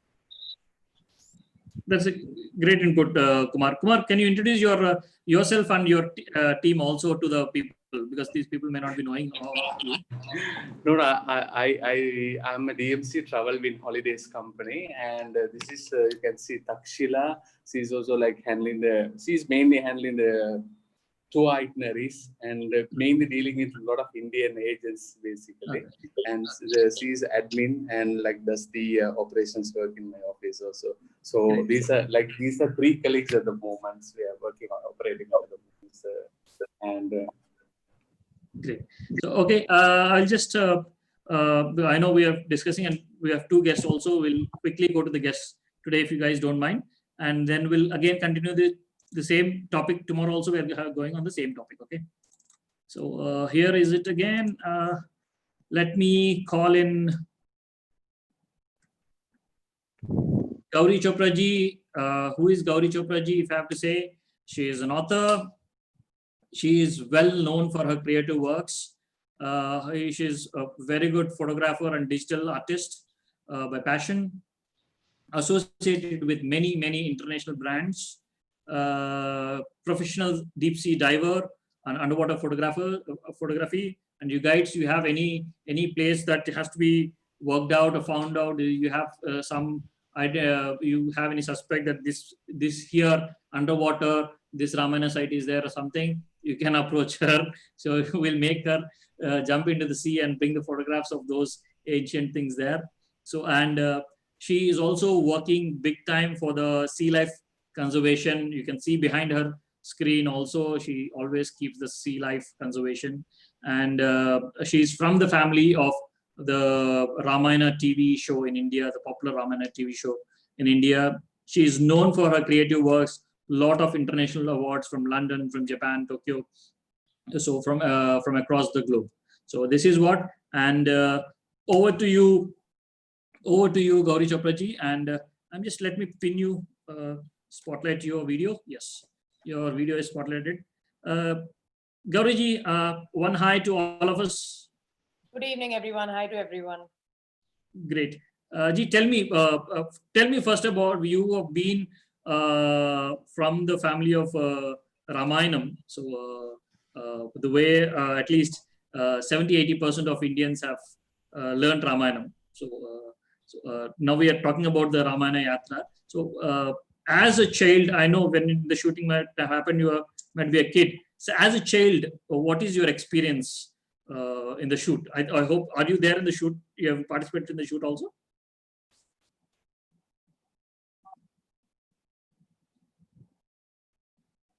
So I was only 10 years old, Bala. Can you hear me clearly? Yeah, we can hear you. Yes, we can hear you. Yes. I was only 10 years old when it was being made, but we spent a lot of time on the sets and it was very fascinating. Imagine a 10-year-old child hanging in like large sets of Ravana, Ram's Ayodhya, and monkeys were flying, and people had these, they made all these flying technology to take them from one place to another. It was very, very fascinating, especially the armies and all the magical weapons they use. Like we saw it, while we were there. So more than fascinating, it was very educative because before I was old enough to read the Ramayana myself, I think I'd already understood it pretty well, to apply it in my life. Great. Because we are talking about Sri Lanka, especially. So I want you to talk about how was the sets of Ravana, Kumbhakarna there. So how are they made? I think those were the most fascinating sets because Ravana's sets were made with a lot of artwork inside his, courtroom, where each chair was made with a lot of carvings and the art and culture from that time was put into it. It was very fascinating. Even Kumbhakarna's set was mind blowing. Like it was shot in a miniature set, and then he was shot in a normal human being to make him look so big, So as a child, it was a little scary also at times, but it was fun. I enjoyed it. Okay. They were very lavish sets. Okay. Ravana's sets were very lavish. We all enjoyed them. We used to play around in those sets for a very long time. Okay. So I've also heard this, Gauriji, that you have come from this Ramayana family. So at the same time, you also have a lot of connection towards the Buddhist practices also. So how is this blend happened? So can you put some light on that, please? Yeah. So first, Bala, let me put it like this. If it's so that worshipping Rama, whoever worship Rama, they're called Hindus, then my question is this whole thing of then what did Rama follow?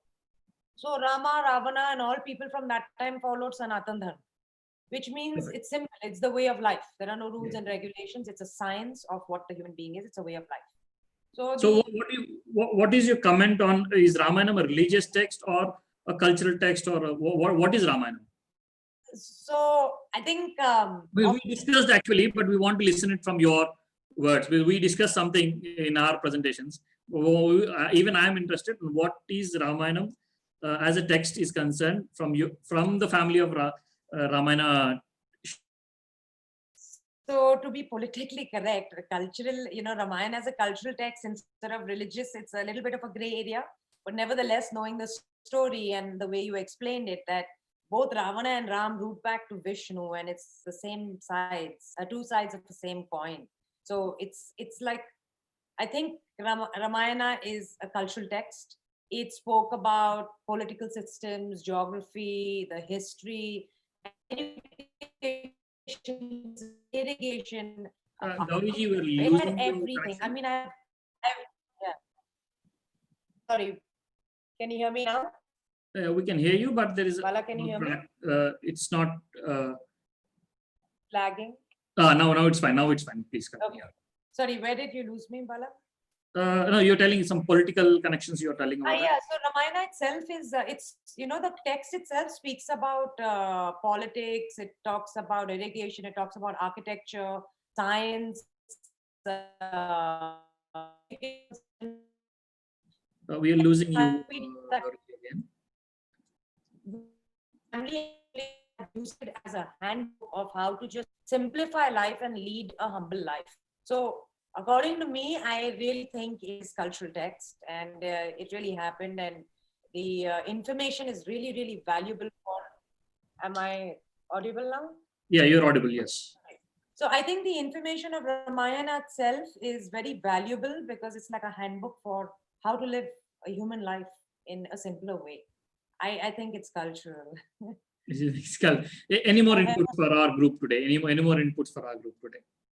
I think, you know, I think when I was growing up and I used to read the Ramayana and I lived to even see it, I think it is extremely important as a text today for the younger generation and the modern generation, as we call it, because the world is becoming, very mechanical. It's becoming very difficult for people to just survive in today's world with mental and health issues or whatever we are going through as a human species.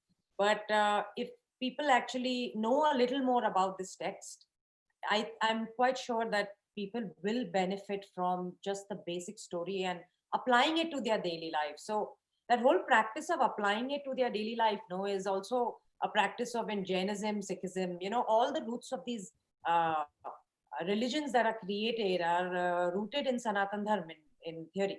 So, which is why, Bala, I actually practice Buddhism also, because it's very, very similar to the Ramayana. It's very similar to, the the text that is there. And it might not be the same, but the core values are same of how to lead a simple life as a humble human. Great. Great, ma'am. What we'll do is, Gauri, we'll quickly go to Professor Michael G also.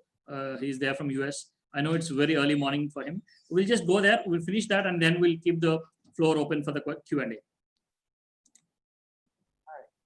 Yeah. Hi, Michael. I'm just spotlighting you. 1 minute, Michael. Let me give a small intro about Michael. So here, guys, who is Michael? If I have to say, Professor Michael is an author, eminent speaker. He speaks in the global Ramayana encyclopedias. He speaks in the World Ramayana conferences. I love his speeches. I've seen couple of his speeches before. He's working over 25 years now on Ramayana itself. So he has produced many papers on the subject. So he has directed, produced over 400 productions, maybe in theaters, maybe in music, maybe dance, audios, videos. So anything and everything related to Ramayana has produced over the Vedic texts and related Ramayana has produced 400 productions. And he's the master in arts in Vedic sciences from the Maharishi University, United States of America. And these are some of his productions. And let me quickly go to Michael itself. Michael, please, the floor is open to you, and what you want to give the inputs for us. And then you are open to ask any questions in the team as well. Thank you, Bala. It is a little bit early in the morning here, and I hope my audio and video is good as well. We have a slow internet speed here too, so I may cut out a little bit, just like Gauri. Yeah. Good morning, everybody. Good afternoon, everybody. It's really a pleasure to speak with all of you from the United States on this incredibly auspicious topic of the Ramayana, from the perspective of Sri Lanka, from the perspective of India, from the perspective of the United States. Excuse me. The amazing thing about the Ramayana, and I think one of the reasons why Bala asked for me to join you here today, is everyone has their own perspective on the Ramayana. And that's what I want to talk to you about today. Because if everyone has their own perspective on the Ramayana, which is the real Ramayana? What's the oldest Ramayana? What's the truest Ramayana? And I want to give you a very different perspective on that question this morning, because Gauri touched upon the fact there's many different cultures, many different versions of the Ramayana. In fact, when her grandfather created the original production, when Ramananji, what he did, what was so brilliant, he took all the different versions from all over India, He used Valmiki Ramayana as the spine, but he included Tulsidas Ramayana, Kampan Ramayana from Tamil-speaking culture. Everyone felt that this was their Ramayana because they felt some aspect of their story was included. In the same way, Sri Lankans have their own version of the Ramayana featuring the great king Ravana. And I want to put together all those different perspectives. So the main point is that Tulsidas, which has become the most popular version in India, Tulsidas said a very interesting thing. He said, Ram incarnates in countless ways, and there are tens of millions of Ramayana. So we know there's not just one Ramayana, there's many, many Ramayanas. So my intention here is for everyone to feel really good about their Ramayana and to feel really good about their personal connection with the Ramayana. So just to give you some perspective on this, we know the Ramayana has an extraordinary tradition of recreating itself.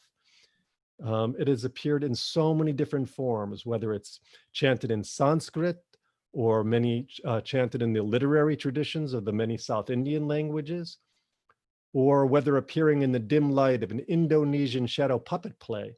You'll hear more about that tomorrow from Anita Bose. Or celebrated ritually in an all-night Kachak dance, which is the monkey trance dance in Bali. Or whether decorating the royal palace in Thailand in miles of stone carvings. Or moving audiences in the many dance dramas you see in both classical and folk traditions in India and in Sri Lanka and Indonesia.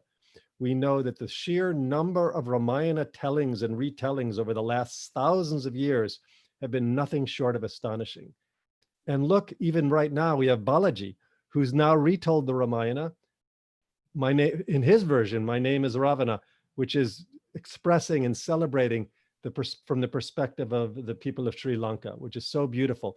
What I'm trying to say is, when we recreate the Ramayana using the values, different geographical settings, different historical times, different cultural values, all of those are real. That's the beauty of the Ramayana. It's such a powerful text. It's so deep and it's so multifaceted that everyone in every time and every culture can find its own value, its own meanings, and recreate it. And I think the Ramayana has a power that challenges us to be true and honest to the original story, but yet bring out the values of our own culture, our time, our history, our people. And so some people say Valmiki Ramayana is the oldest, but in some sense, we know Ravana, King Ravana, his history, of which all of you are descendants of King Ravana, is also incredibly ancient. And we know the people of Sri Lanka have an incredibly ancient culture. So what I want to focus on really more is the universal values of the Ramayana. The Ramayana has this universal quality, as I've already said, to adapt itself. Like, for example, there's the versions in Indonesia, in Ramakien in Thailand. Every culture seems to have a way of making it. And we know this Ramayana, what other text? There's very few other texts that have this capacity to last this long, to be always recreating itself. And that's why I call the Ramayana, it's a living tradition. It's not some ancient story that's no longer relevant. It's incredibly relevant today.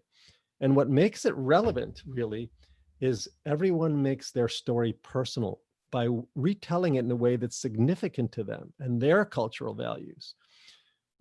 These themes that come out in the Ramayana include your relationship with your family, how you relate to your father, how you relate to your brothers, how you relate to the king, Ravana, how King Ravana, how he related to Vibhishana and Kumbhakarna, how Ravana related to his subjects, how Ram related to his subjects. Each of these values bring out something about the story of truth, deepest values of ethics. And the ability, one of the most important values of the Ramayana is the ability to discriminate between right and wrong. What's the best course of action? How do I lead my family? How do I lead my country? How do I lead a civilization? And you really get a feeling that it's a story of truth. It's a story of wisdom. It's a story of power. I'll never forget in the scene where Hanuman goes into Ravana's castle, or his kingdom, and describes the beauty, the power, the intelligence of Ravana and his court. It was extraordinary. He was the wealthiest man on the planet at the time, and also the most powerful. And one of the key things I was talking to a Swami here just the other day, and he said to me, I was explaining, there is some challenges. People say, who was Ravana? Who was Ram? Who was the hero? Who was the anti-hero? And he said to me very clearly, it was a beautiful answer. He said, where I come from, there are no heroes and there are no villains. Everyone has their role to play. All of us in our own lives have a role to play. There would be no Ramayana without Ram, and there would be no Ramayana without Ravana. And the dynamic between those two created the Ramayana. We always have to remember that. So everyone has their deep value. And what I've learned in working with the Ramayana, people always say, why did Ram slay Vali in the back with an arrow? Why did Ram banish Sita? Those aren't the most important questions. The most important questions is, what does the Ramayana mean to me? What are the feelings that it creates in me as I listen to the story? What are the challenges that I feel when I hear about some of these challenging parts of the story? So I know, some of you have a long tradition of understanding the Ramayana. Maybe you grew up with it. Maybe your children have been exposed to it.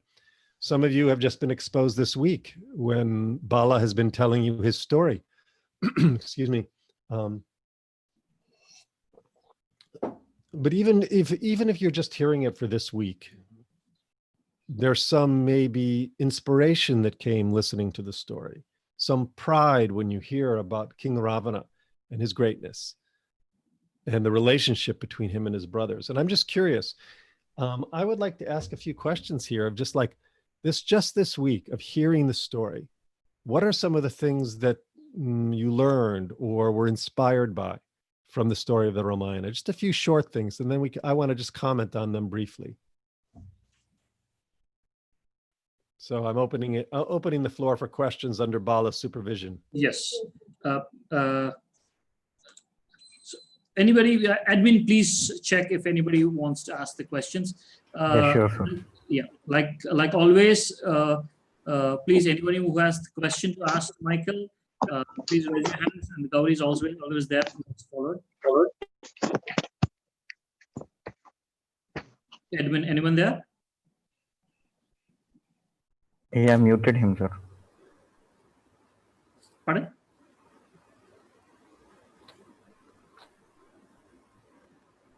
Is anybody coming? I think someone tried to get in, but maybe they were muted. 1 minute, sir. Oh, he's saying 1 minute. No, that is admin.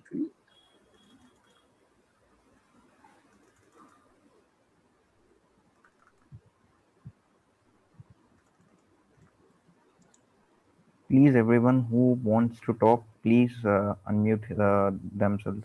So mics are open. You can unmute yourself, and one at a time you can talk. So I'll repeat the question again so it's clear. It's just that, as you've heard the story of the Ramayana this week, what inspired you? What jumped out of you? Because the truth is, I've gone on many tours, and the guides that can speak on it, I'm sure you've gone on tours yourself where the guides just read the script. And usually, when a guide is just reading a script, you lose interest. But when a guide makes the story uniquely personal and tells the story as if it's a personal story or give comments or anecdotes, it's so much more interesting. So I'm giving you, that's my secret agenda in asking this question, is to find your connection with the story, because it'll make you much better guides. I think some of you now should answer to Michael's question. I think Vimalji, will you be able to take the answer, please?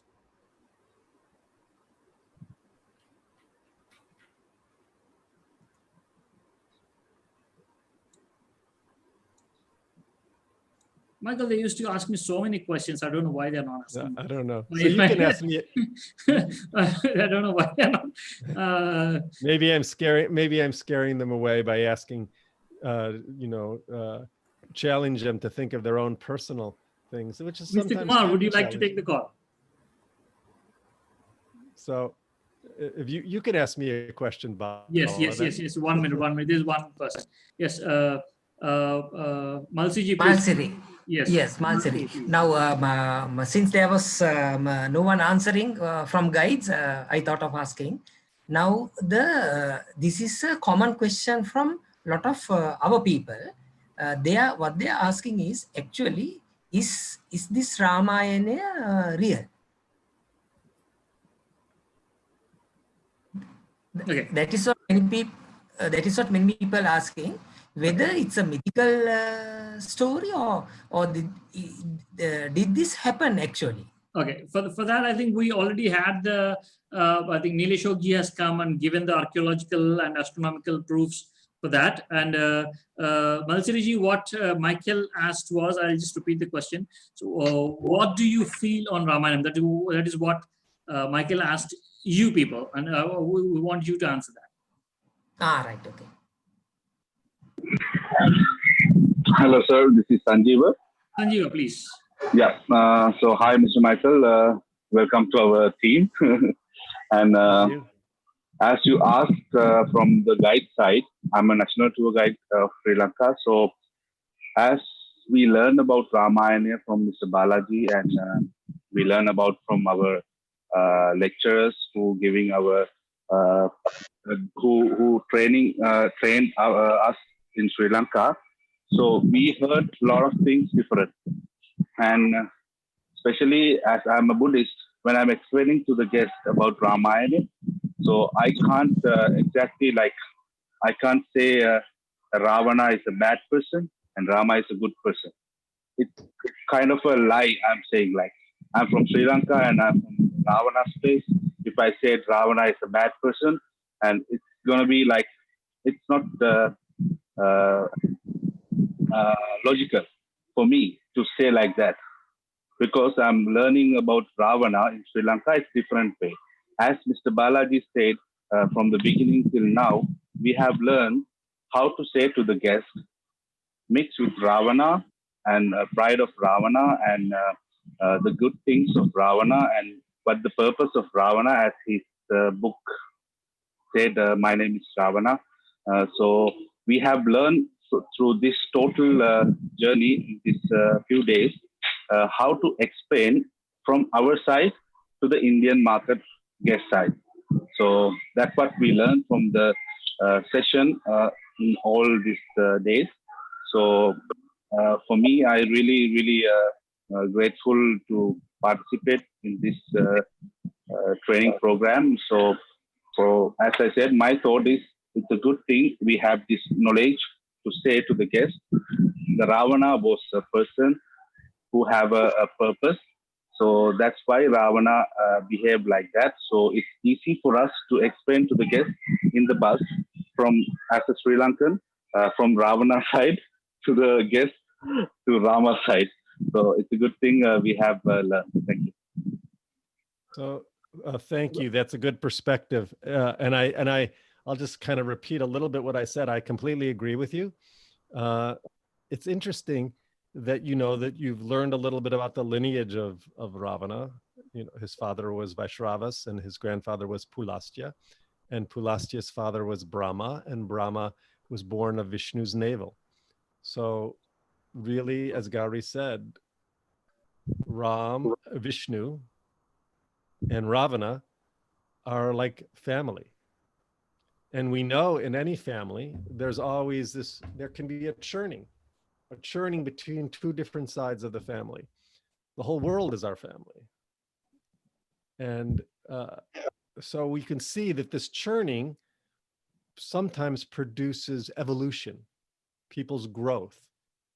And you can see that the story of Ramayana and all of its values could only happen with the churning between Ram and Ravana. And everyone plays their perfect role. Sometimes it would be valuable to be able to see that in our lives. because sometimes we meet people that are very challenging. Sometimes we're confronted with situations that are very challenging. But it's so interesting that those challenging situations and those challenging relationships sometimes produce the greatest growth. And the only reason the Ramayana has stayed with us for thousands of years is because it's always producing growth, evolution. And that, I think, is a way to inspire the people that you're giving guides to, so they can get this bigger picture of the story. Just like you said, everyone plays their role, and everyone's role is perfect. Hi, good morning, Mr. Michael. Can you hear me? I'm George. George, yeah, George, tell me please. I'm a national, I'm national guide from Sri Lanka. Yeah. So actually now it is more of when I talk to my audience, of course I study, analyze them, how age-wise and how young and what their conceptions are. But anyway, I try to give them take them into a deeper meaning, where unity in diversity and how important the unity. Because now today the people are divided, but we are not happy. The happiness is not there when we divide. So in that story also we can, project them out about the war and the conflicts, which doesn't really bring everybody to one table. Like it's a tragedy on another side, and you see a lot of killings and so on. So what I tell them between lines, today we have to be more united. We have to share. We have to understand each other. Like why Ravana, abducts Sita, and why Rama kills Ravana. So those stories, I give them as an a thing to enlighten them, to think about the today's modern man, how we should behave, what the message that we can take. So even I mean the war and the fight will not bring happiness to us. So we always should think to unite and go further and have better understanding of each other among the nations, among the people, and as I said at the beginning, unity in diversity, because we are different people, different cultures, different conceptions, all that. George, that is such a beautiful answer. I'm very inspired and touched, because you said it so, you summarized it so beautifully in that one simple line: finding the unity in the diversity. And that's one of the things the Ramayana is it's almost like it's there's an expression I heard, Brahman. Brahman means totality. I think you all know what Brahman means. Totality on the stage. And it's on the stage of life. And the Ramayana, I think, is the absolute best text for structuring unity in diversity. Finding all these opposing values in the Ramayana. There's the values not only between Ram and Ravana, there's values between Ram and Sita, between Hanuman and Sugriv, between King Dasharatha and his son, between some of the sages who live in the forest. There's all these different values, sometimes opposing values. And somehow you have to find the unity in the diversity. So it challenges us to find that. And the more the opposite values are strong, like, for example, when King Dasharatha, you've heard the story from Balakanda, he has to exile his son, who he loves. He's torn between his love for his son and his duty. There's so many examples in the Ramayana that are torn between love and duty. And those challenges forces us to grow and find the unity in the diversity. So George, you're absolutely right. And when you can give the story that spin, it gives much deeper meaning and power. Maybe Gauri has something to add to that, what I just said also. I know that's a favorite subject of hers as well. No, I completely agree with you, Michael, because I have to say that the story of Ravana is as fascinating as Rama, even though I grew up with my grandfather's Ramayana and then grew up to read different versions, but not like you, as you're a professor. I think the call of duty for today as humanity is what, I'm sorry, I don't know his name, who just asked you the question. He just said George. that. Sorry, what's his name? George, yeah. George has expressed that. He's trying to find unity in diversity is the call of duty right now. When you're saying there's love and duty, it need not just be love for your parents or love for something else. It's just the love to also live. The call of duty has come as a species now to actually unite. And I completely agree with him. Like this kind of a text and the way they speak to tourists would probably give them a better perspective of how it is relevant. Ramayana is relevant to today and current times. I agree with it. Thank you, Bala, for your wonderful and fascinating, interesting lectures so far. And thank you, Professor Michael and Gauri, for your appreciation and contribution. Thank you very much. Thank you. Thanks a lot, George. Thank you. And I'll add there that, now more than ever, I think what we see in the world is the fact that people are favoring diversity. They're each getting so strong on their own values and their own perspective. And I think we have a beautiful opportunity here to begin to see, as I said, the Ramayana challenges us to find the unity and the diversity. And that challenge is exactly what we need in the world right now, because there is a lot of opposing values and everyone believes only in their perspective. So I think all of you, we have this challenge right here in the story of Ram and Ravana. To find the unity in the diversity, even between them, is a beautiful challenge. And it'll help us give more meaning to the story and also inspire the people that you take on tours.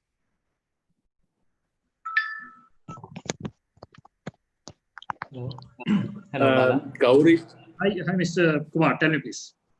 Please. I just wanted it's a curious question.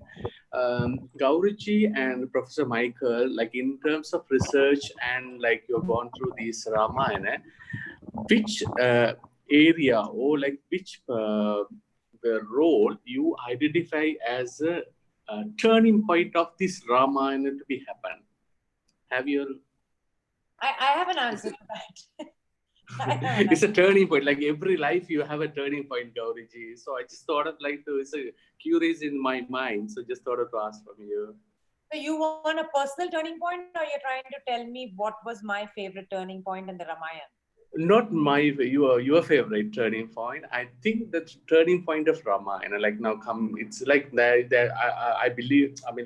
Rama, Bharata's mother Kaikeyi went and approached Dasratha and made changes on that point, not to give throne Rama and give it to Bharata and going to to the forest for 14 years. So these are like a little bit of a turning point of Ramayana episode. So something like this unique turning point, if I can explain to me, explain to us. Go ahead, Gauri. I have an answer too, but you go ahead. Yeah, it's beautiful. He's asking about the turning point within the Ramayana, right? Yeah. He's asking the turning point within the Ramayana, what you like. It has to be when Sita got abducted, because otherwise the fascination of the war and all this new technology of flying and building a setu and the excitement was just not there. So when you're seeing Rama live in Ayodhya, it's very fascinating. It's great. He's gone to Gurukul. He's done these things. He's a king. He's supposed to. But you know what you call masala in a movie, that only came after Sita got abducted. It couldn't happen without that. That's my honest opinion. That's when the story, even as a writer, that's when the story becomes even more interesting. There's so much more to learn. Sorry, go on, Mike. No, I'm going to give, I think that's the central place where the conflict got developed, but I have a slightly different perspective. There's two places for me that that really struck me as the turning points of the story, and it was turning points on the nature of Ram, and I could probably find these turning points in the nature of Ravana as well. For me, Ram was a good prince. He was a good boy. He was his father's favorite son. He was growing up being groomed to be prince. And then when he's exiled, when Kaikeyi, his stepmother, wanted the kingdom for her son Bharat, and Ram was exiled, He never paused or missed a beat. He never grieved. He never was upset. He never was unhappy. He accepted this thing that overnight, immediately said, you know, Mother, you could have asked me this yourself, and I would gladly fulfill your desire. Meaning he let go of all of his own desires on the spot. So that was part one. And it showed the selflessness and a trust in a bigger force of nature.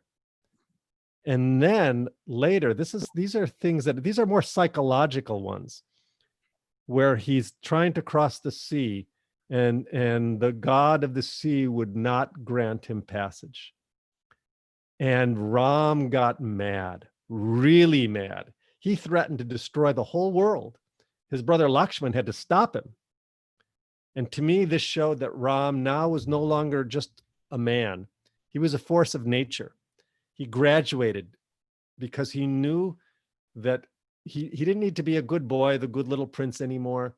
Now he was someone who was a force of nature to do whatever it took to move towards the next step. So those to me were deep inspirations about our personal transformation throughout the story. And Ravan had those as well, when you think about it. You know, when he made the choice, when Ravana made the choice to abduct Sita, even though Shurpanaka, his sister, had encouraged him to do so, some of his advisors told him not to, but he chose to do it anyway because he felt some deep calling to fulfill his destiny. So that was something deep inside of him. And in fact, I remember he at first said, no, okay, I won't do it. And then he went ahead because he felt some destiny calling him. I think all of us find those points of destiny. Ram found those, and Ravana found those points of destiny. Those to me are the big transformation points of the story. I want to just add one more thing, Bala. Yes, please. So coming back to this and coming back to Nichiren Daishonin's Buddhism that I practice, it's very clearly stated as a theory that if you do not have an obstacle and you do not face the obstacle head on, you are not going to discover the new and higher version of yourself and the things you can do. So I think if Ravana did not come into the scene in such a way, forcefully coming and taking Sita, it would not have, I think Hanuman would have never realized he could ever fly again. Ram would have never known the amount of siddhis that he has or the anger he has. There was so much that opened about every being, just considering that theory of Buddhism. So that is, I think, again, just adding to your point, that's another fascinating point for the turning point of Ramayana. Great. I just want to add 2 points, because when you're speaking, when you both are telling, something flashed in my mind. I was tell to all of the people. Guides, when you're talking about the Balakanda, like how Michael told about all of a sudden overnight, Kaikeyi asked that the kingdom has to be given to her son Bharata. All this stuff happened. So you can, when you're narrating that story, maybe you can add this point just to make it more easy for the tourists, that overnight political changes were happening from that times. So it is nothing new for the modern generation. So you find a lot of political changes. You can just that relate to the modern political situations also. So overnight political changes do happen across. And maybe when it comes to that Setu building between India and Sri Lanka, so I think you can say that you can say that like how India says Taj as the symbol of love. Maybe Sri Lanka should say the Setu, the Radharama Setu, as the symbol of love, maybe. And guides, I think one of you should also tell us. I've heard of it. And I'm not very sure of. I've heard that from many people there. So, Kumar, I think you need to give us a little light on that, and maybe PJB Sunilji also should give a little light on that. So, Gauriji and Michael. So, a lot of youngsters in Sri Lanka, both the boys and girls who are in love during their young age, they have this habit of going to Sita Asokwanam temple. Sita, that is called Sita Elia there. So the Asokwanam temple. So, and they visit the temple with an intention that Sita stayed there in Asokwanam in spite of huge amount of sorrow she faced. Ultimately, she reached her love, end of the day. So they have this belief that if we go to that temple there, ultimately whatever problems we face in our families for our love, ultimately we reach our goal. That was a small mythical belief that is happening in the youngsters there. And am I true, Sunilji? Yes, do you hear me? Yes, we're able to hear you. Yeah, that's a common belief. Usually, especially in Sri Lanka, there is a belief that when anybody goes first time to a temple like that, especially we call it a shrine.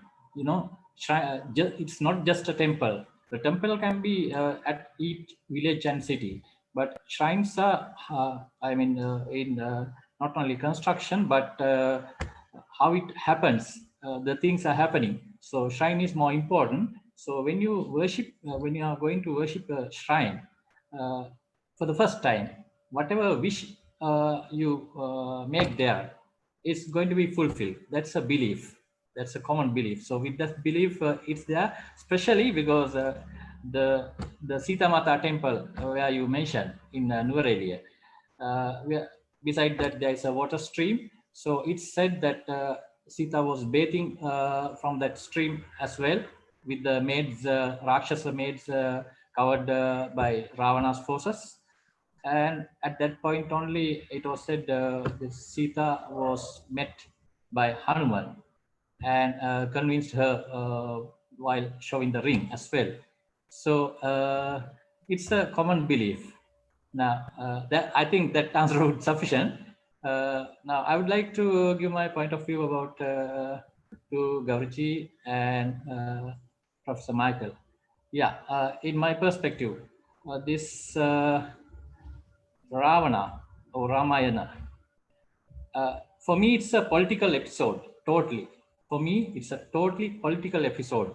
Yeah, it may touch cultural, historical, and religious, various parts, but for me, it's a totally political, because why I say, we have experienced that during the last 30 years of war, internal conflict, internal war from 1983 up to 2009.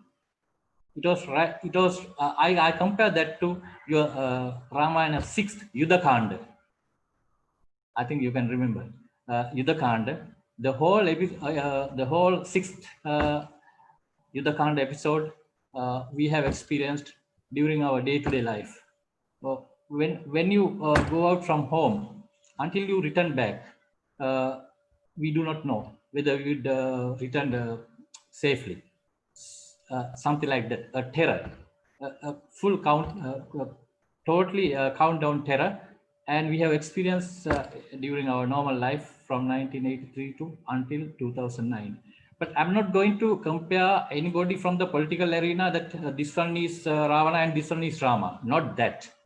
But we have experienced that. So for me, it was a complete political episode, but with all ingredients, the religion, the cultural and historical, all aspects. So finally, I would like to give a narration. It's in summary wise, it's victory of good over evil. Victory of good over evil. That's what you celebrate annually in India, Dussehra festival. Am I correct, Mr. Bala? Yes, you're right. Yeah, I think this year also October 25th, we are going to celebrate it. So in Dussehra festival also, I think that's happening. I think you can give a more perspective or more details about that. So thank you, Mr. Michael and Ms. Gauri. Thank you. Yes, thank you. I think it's to find that connection between the war that went on in Sri Lanka for over 20 years, and to find the connection between that and the Ramayana Yuddha Kanda is profound, because ultimately, in the end, in the Ramayana, there was a triumph and there was a transformation. People changed. There was peace, or there was Ram Raj. And in the same way now, Sri Lanka seems to be enjoying returning to its nature as a paradise. Yes, I add one more thing. Add one more thing. But still, there are some shadows like Brahmasya dosham. You know, I think Bala, you remember when when Rama. Very soon. Sorry. The Brahmasya dosham will go away, fade out soon. Yeah. some kind of black shadows still moving in and around. That's you remember when Rama fly back to Ayodhya after collecting Sita. This Brahmasya dosham was following him. It's called black shadow. And at the point of Munishwaram, that's Munneswaram area, it was not there. So where he landed back and prayed God Shiva to make out of that obstacle. So then only God Shiva has asked him to install 4 lingams. So that was the story. But this kind of black shadows still after the war in and around us, I hope that will blow away. Those are all fading up. Don't worry. Yes. I'm already in touch with many of your leaders, and I've seen the way they're working. So certain things they may not be able to tell it out straightforward. They're all working very, very, very hard. So I personally met because I don't want to bring the political scenarios here, but I personally met the opposition leader, the old man. Also, I've met Vigneshwaran ji from the north. I met Mahindra Rajapaksa. I've met Maitripala Sirisena. I met the former Minister of Hindu Religious and Northern Area Development. I've met all those. I've met right from Mahindra Rajapaksa to the opposition leaders. So the old man, I went to your parliament also. I went to your parliament building. I've sat in their personal offices. I've discussed. So they are working very, very hard to get the things very, very normal. So you can see the bright future of Sri Lanka going forward. Yeah, I wish victory of good over evil. Yes. Thank you. Yeah. Ma'am, please. I would like to ask a question to Michael. Yeah. Is it possible? Yeah. Okay, yes. I'll ask you the question, but I will explain why I'm asking you the question. Otherwise, it might be difficult. My question would be, would that make sense, or would that be disrespectful to add some Ramayana components into another type of tour? The reason why I'm asking this question, and especially after the discussion we just had about the unity in diversity, is the type of tour we normally do in our travel agency will be to bring our guests in close connection with local people. They might go fishing together, cooking together. We do bicycle rides, we bring them to village. So they have this type of experience where we try to keep them off the beaten track most of the time, except on heritage sites where they might be with more people, but otherwise they have a close connection with local inhabitants. And usually they are touched by this experience emotionally. In their life, it might be the beginning of something else also, because they got this experience and they saw how a simple life can be a beautiful life and so on. So they are touched emotionally. They might go back home with a different perspective on life. That's what happens usually in our tours. Now, I also understand spiritual, how to say, aspect of Ramayana.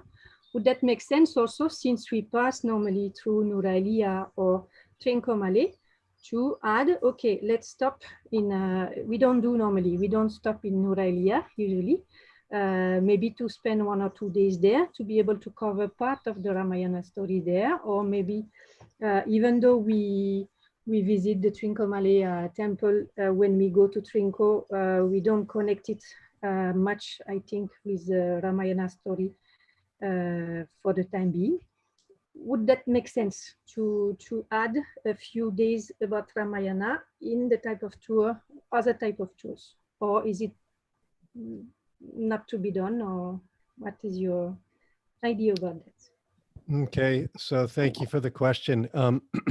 So what I'm understanding the question is there's a real value of what I hear you saying is of giving people this really personal experience of interacting with the local people, and that's very touching to them.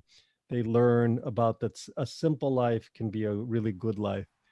At the same time, you're also saying taking them to some of the Ramayana sites also has a value, but then you need to bring out more aspects of the story. Is that and you're kind of wondering which is the best way to go? Is that your question? Yeah, because Balasa was saying that it's no good to bring, except heritage sites, it's no good to mix, for example, the Ramayana, to mix leisure in Ramayana tours. But basically our guests will go to tea plantation, but okay, maybe to a lesser known one. They will go trekking, they will go for safari, they will stay in an agro-tourism place to be with the farmers. They will do this type of things. They will, as I said, go fishing, go cooking with local people. So they have this exposure to local guests, which is a touching experience for them. But can we, I see your question now. So this is a very good point. You know, there was some person who gave a tour in India a little while ago, where they took people on, they followed the path of Ram. It was like a month-long tour, and they followed the entire journey of Ram in India. Now, not every part of the tour was about the Ramayana. They weren't always taking them to the Ramayana sites, but the story of Ram and the story of Ram's journey, his Ayana or Ravana's journey, became kind of like the theme throughout. Personally, now Bala might have a different perspective, but personally, I would find that to be fascinating because I find so many universal values in the story itself that even when you're taking them fishing or going on the tea plantation, you can bring out some value from the story. For example, you said one of the lessons that they learn is that a simple life can be profound. And that is one of the things that Ram found when he was exiled to the forest. Everyone in the court, you know, the queens all thought, oh, how can Ram live like a sage in the forest, wearing bark garments and sleeping on the ground and just eating fruits and roots instead of all that food? Ram found, and Sita found, such joy in the simplicity of living in the forest life. They found that was even more profound, and he could visit all the great rishis and get all the spiritual knowledge. So even you can always illustrate the Ramayana contains every possible story and relationship. So you can always find someone, someplace, if you know the story well, to illustrate and bring out some principle, even when you're taking them to the tea plantation or the fishing village or so on. So I personally would love to do that. You know, it's a question, you have to know the Ramayana pretty well to do that. But then you can make it kind of, whenever you tell people a story and use it to illustrate a story, they will listen more. If you bring out just principles, it's too abstract. But in a story, people love hearing a story, and they'll love to hear all their adventures as some expression of this great story. So that's my answer for you. Thank you. Yeah, because sorry. Let me also just add a little. So if in case you took it wrong in the way I've said it, I just want to correct myself if I'm wrong. So what I want to mean to say is that today, as a tourist, I know Michael might not be from the tourism industry, but for the tourism industry to move forward on the Ramayana Yatra. So today, as an industry, we do not have one particular thing. If Ramayana Yatra or Ramayana Trail is said, there is no particular itinerary which is referring it to. So that is something which is very important today for Sri Lanka to develop. So you say Manasarovar Yatra, there is a fixed itinerary. So maybe there are 100 companies playing or giving the same itinerary, but it is the same subject, it's the same way they take it. People go to Makkah, there may be 1,000 companies who is organizing to Makkah. It is the same thing. You may add, if you want to add with a little bit of leisure to this, you may do it. But what is happening is it is becoming a month-long itinerary. So if you are okay, if you all come together to make a month-long itinerary straightforward, it's okay. But when you name it as a Ramayana Yatra or a Ramayana trail, there should be some definition that Sri Lanka travel trade should give it to the world. So this is what Ramayana trail in Sri Lanka is. And if you say if one DMC says Ramayana trail is this, if the other DMC says the Ramayana trail is something else, and if the other DMC says Ramayana trail is something else, that is ultimately leading to the confusion in the global market, and which is in return not good for the country itself. That was what I meant to. So, which means initially, the DMC should come together and form, this is what Ramayana trail in Sri Lanka means. That message has to go from Sri Lankan DMCs to the entire world. And you play around that however you wanted to. Make sure that you play around that however you wanted to. But where is that line? This is what Ramayana trail in Sri Lanka means. That definition is still in the gray way. That clarity is required. That's what I meant to say. Okay. Hello. Yes, Mr. Yeah, I'm Kingsley. Yes, I'm Kingsley from Colombo. I'm National Tourist Guide.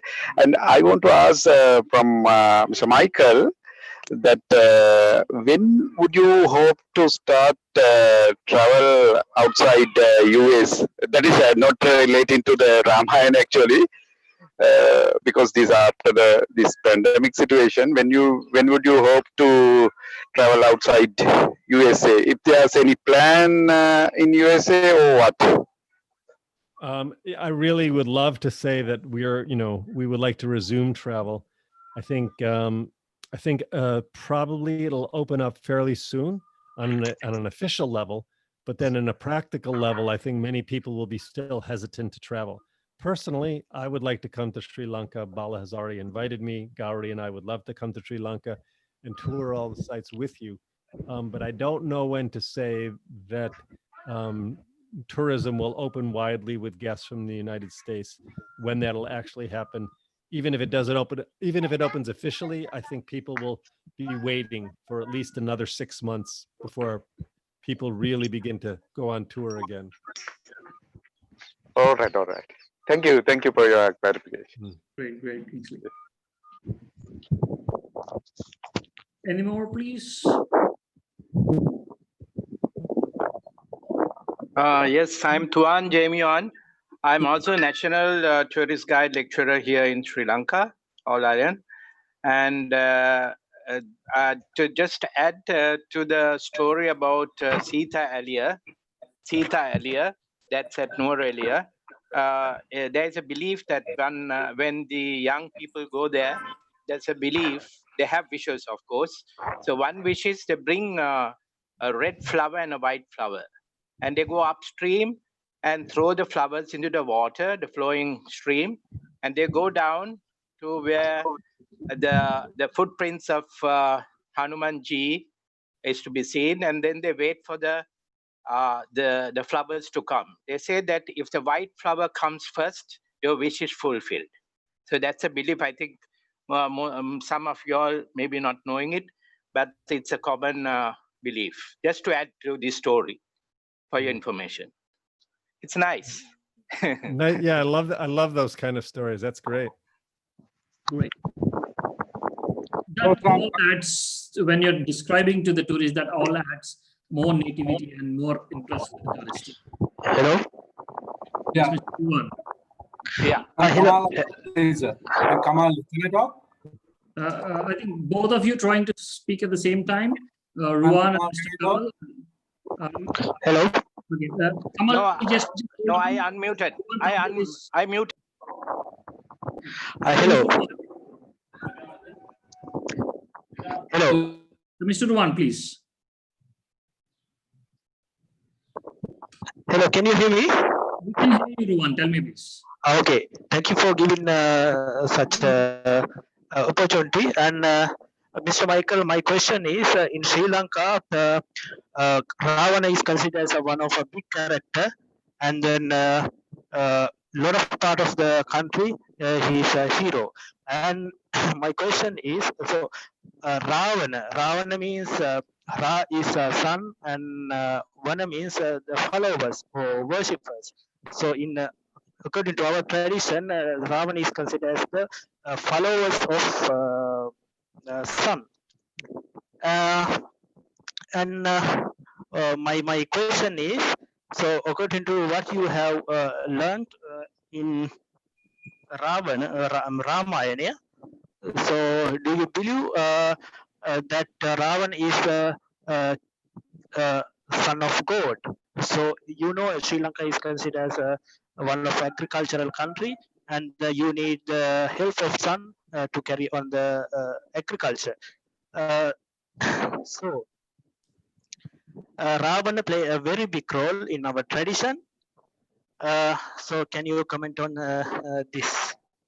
Thank you.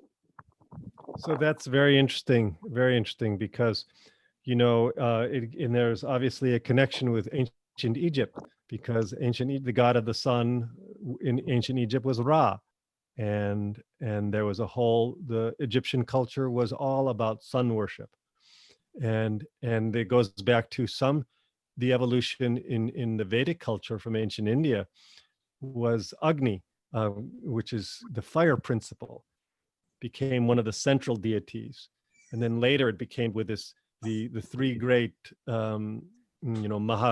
Mahavishnu, Shiva, and Brahma, the Trinity. So I find it very interesting that you brought out this point of Ra, the worship of the sun. Now the sun is the center of the solar system. It gives life. All activity in the solar system, there would be no life on our planet Earth without the sun and its life-giving rays. And very interesting, in the battle between Ram, I'm just giving some examples here and then I'll try to answer your question. In the battle between Ram and Ravana, remember, it went on for 7 days. Ram could not defeat Ravana. And Sage Agastya came to the battlefield and taught Ram the Aditya Hridayam, which is the hymn to the sun. So Ram used the hymn to the sun to defeat Ravana, even though Ravana was the sun in a way. So it's very interesting. My main point is, I'm just speculating, I'm just thinking out loud here to say that Ravana was the center of his solar system. He was the center of the solar system and gave his life-giving rays to all his people, providing them with great wealth, great power, great significance. But maybe there was a larger totality that needed to become the next value, the next principle, meaning the sun is the center of the solar system, but then there's the whole universe. And maybe we had to expand by this relationship between Ram and Ravana, we had to expand to the whole universe. That's where the real power is, not just our one planet or not just our one solar system. That's just me speculating out loud, and that fits with, once again, the theme we talked about earlier, is finding the unity in the diversity. Yes, I agree to that, Professor Michael, because even Ravana, when he was young, when he was small, they tried to protect him because he was a future king of Lanka. So he had to be sort of in disguise. Sometimes even his name was changed to Surya. That is according to our version, Surya. Surya means also sun. Okay, just to make sure that nobody hurts him, that nobody knows that. And then he was always hidden till he came to a certain age when he was almost a young adult. So he was always hidden from his enemies, because a lot of enemies he had from foreign forces, most probably. So within the family, he was always protected. Thank you. Good, Yes, very interesting point. Very interesting point that yes, you brought Mr. up. Wacker, let me add certain thing. This Ravana was from, as he said, as our friendly guide said, he was from Surya dynasty, that is Sun dynasty. we call him Suravansha. Suravansha means Sun dynasty.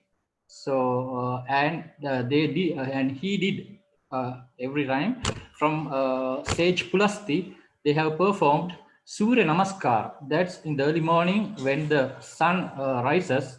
They performed Surya Namaskar. That was the beginning of the day as well as their day-to-day life. So since they were from Surya dynasty, they perform Surya Namaskar. That's worshipping Surya, worshipping the sun. Thank you. So, I just thought of one thing that's so interesting. This shows even more the powerful connection between Ram and Ravana. Yes. Ram was the ruler of the solar dynasty. Yes. Ishvakus, which is his lineage, was the solar dynasty. Yeah. So Ravana was Surya, known as Surya, and Suryavanshi, Ram was yes. ruling, the Ishvakus were rulers of the solar dynasty. Yeah. So both of them were basically ruling with this life-giving power of the sun. Shows how deep their connection was. Yeah, yeah, yes. It once again proves that they're all from the same family. Yeah. That's right. And Ravana, further, Ravana was a Brahman. Yeah. The top caste. He was a Brahman. That's how when Rama killed this Ravana, since he was a Brahman only, that Brahmasi dosham followed him. The black shadow followed him. Great. Guys, I think we are 90 minutes has gone to over 120 minutes today. We are discussing since 2 hours and non-stop still. It is more like the Ravana Yuddha, not even knowing the night falling. They kept on fighting. It's like that. We are discussing continuously. So we have crossed over 30 minutes from our time schedule. So quickly, if we can wind up, it will be really great for the day session. And we still have one more day to go. And today, the question sheet, what I'll be sending you, will not be like the question and answers. It will be more like the feedback session or feedback from you guys. So you can do that.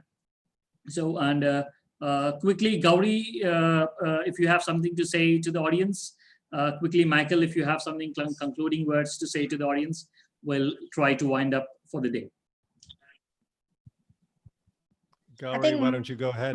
Michael's already concluded well. So what I just wanted to say that I really enjoyed, especially as you maybe can tell, I like a little bit more the deeper meaning and the philosophical meanings and the transformational values of the Ramayana. And I'm really glad that people began to step forward and share some of these insights about the meaning of Ravana and the unity and diversity and all these different stories that Bala shared, the one of Jaya and Vijaya. And it's so fascinating to me how much richness there is. And I remember a few years ago here in Fairfield, Iowa, which is the home of Maharishi International University, founded by my teacher, my guru, Maharishi Mahesh Yogi. I was giving a lecture on the Ramayana, and someone from Sri Lanka, I remember her name was Madhushri, who teaches transcendental meditation in Sri Lanka, came up to me and said, you know, Mr. Michael, you know, what you're saying is only one version of the Ramayana. We have a very different perspective in Sri Lanka. And that was the beginning for me to see that never be attached to your own frame of reference and your own narrow point of view. Always be expanding. And Madhushri and I ended up having very good discussions about the significance that opened my eyes to look in a bigger way. So I'm hoping today, for all of you, it'll be an opportunity for all of us to open our eyes and look at the world in a bigger, more beautiful way, and to share that with all the people that you give these tours to. So thank you for having me. Thank you. Gauri, is there anything from your side, please? No, Bala, I just want to say thank you for having me. It's wonderful, like Michael said, that, you know, people are taking the step to take the story forward, and specifically how Michael expressed that, you know, when you read the text versus say the story, you can grip the tourist more. I think if everyone resonates with that, that would be such a good thing to implement. And thanks again for having me over. This is wonderful, the effort that you all are taking. Thanks a lot. Thank you very much. Thanks a lot, Thank you Professor very much. Michael, Miss Gauri, and Balaji sir. Thank you so much for the beautiful afternoon and evening. Thank you. Thank you. I want to all of you once again the thumbs up, and tomorrow we are all meeting once again, and possibly tomorrow we'll try to start distributing your certificates as well. Okay. Let's see. What's the word in Namaste? Abuwan? Abuwan? Aibuwan. Abuwan. Aibuwan. Abuwan. Aibuwan. Aibuwan. Aibuwan means long life. Long life. Long life. Aibuwan. Yeah. May you live long. May you live long. Thank you. Thank you. Thank you. Thank you. Bye-bye. Thumbs up, all of us. Great. Very much. Thank you. Bye-bye. Bye-bye. Bye. Bye.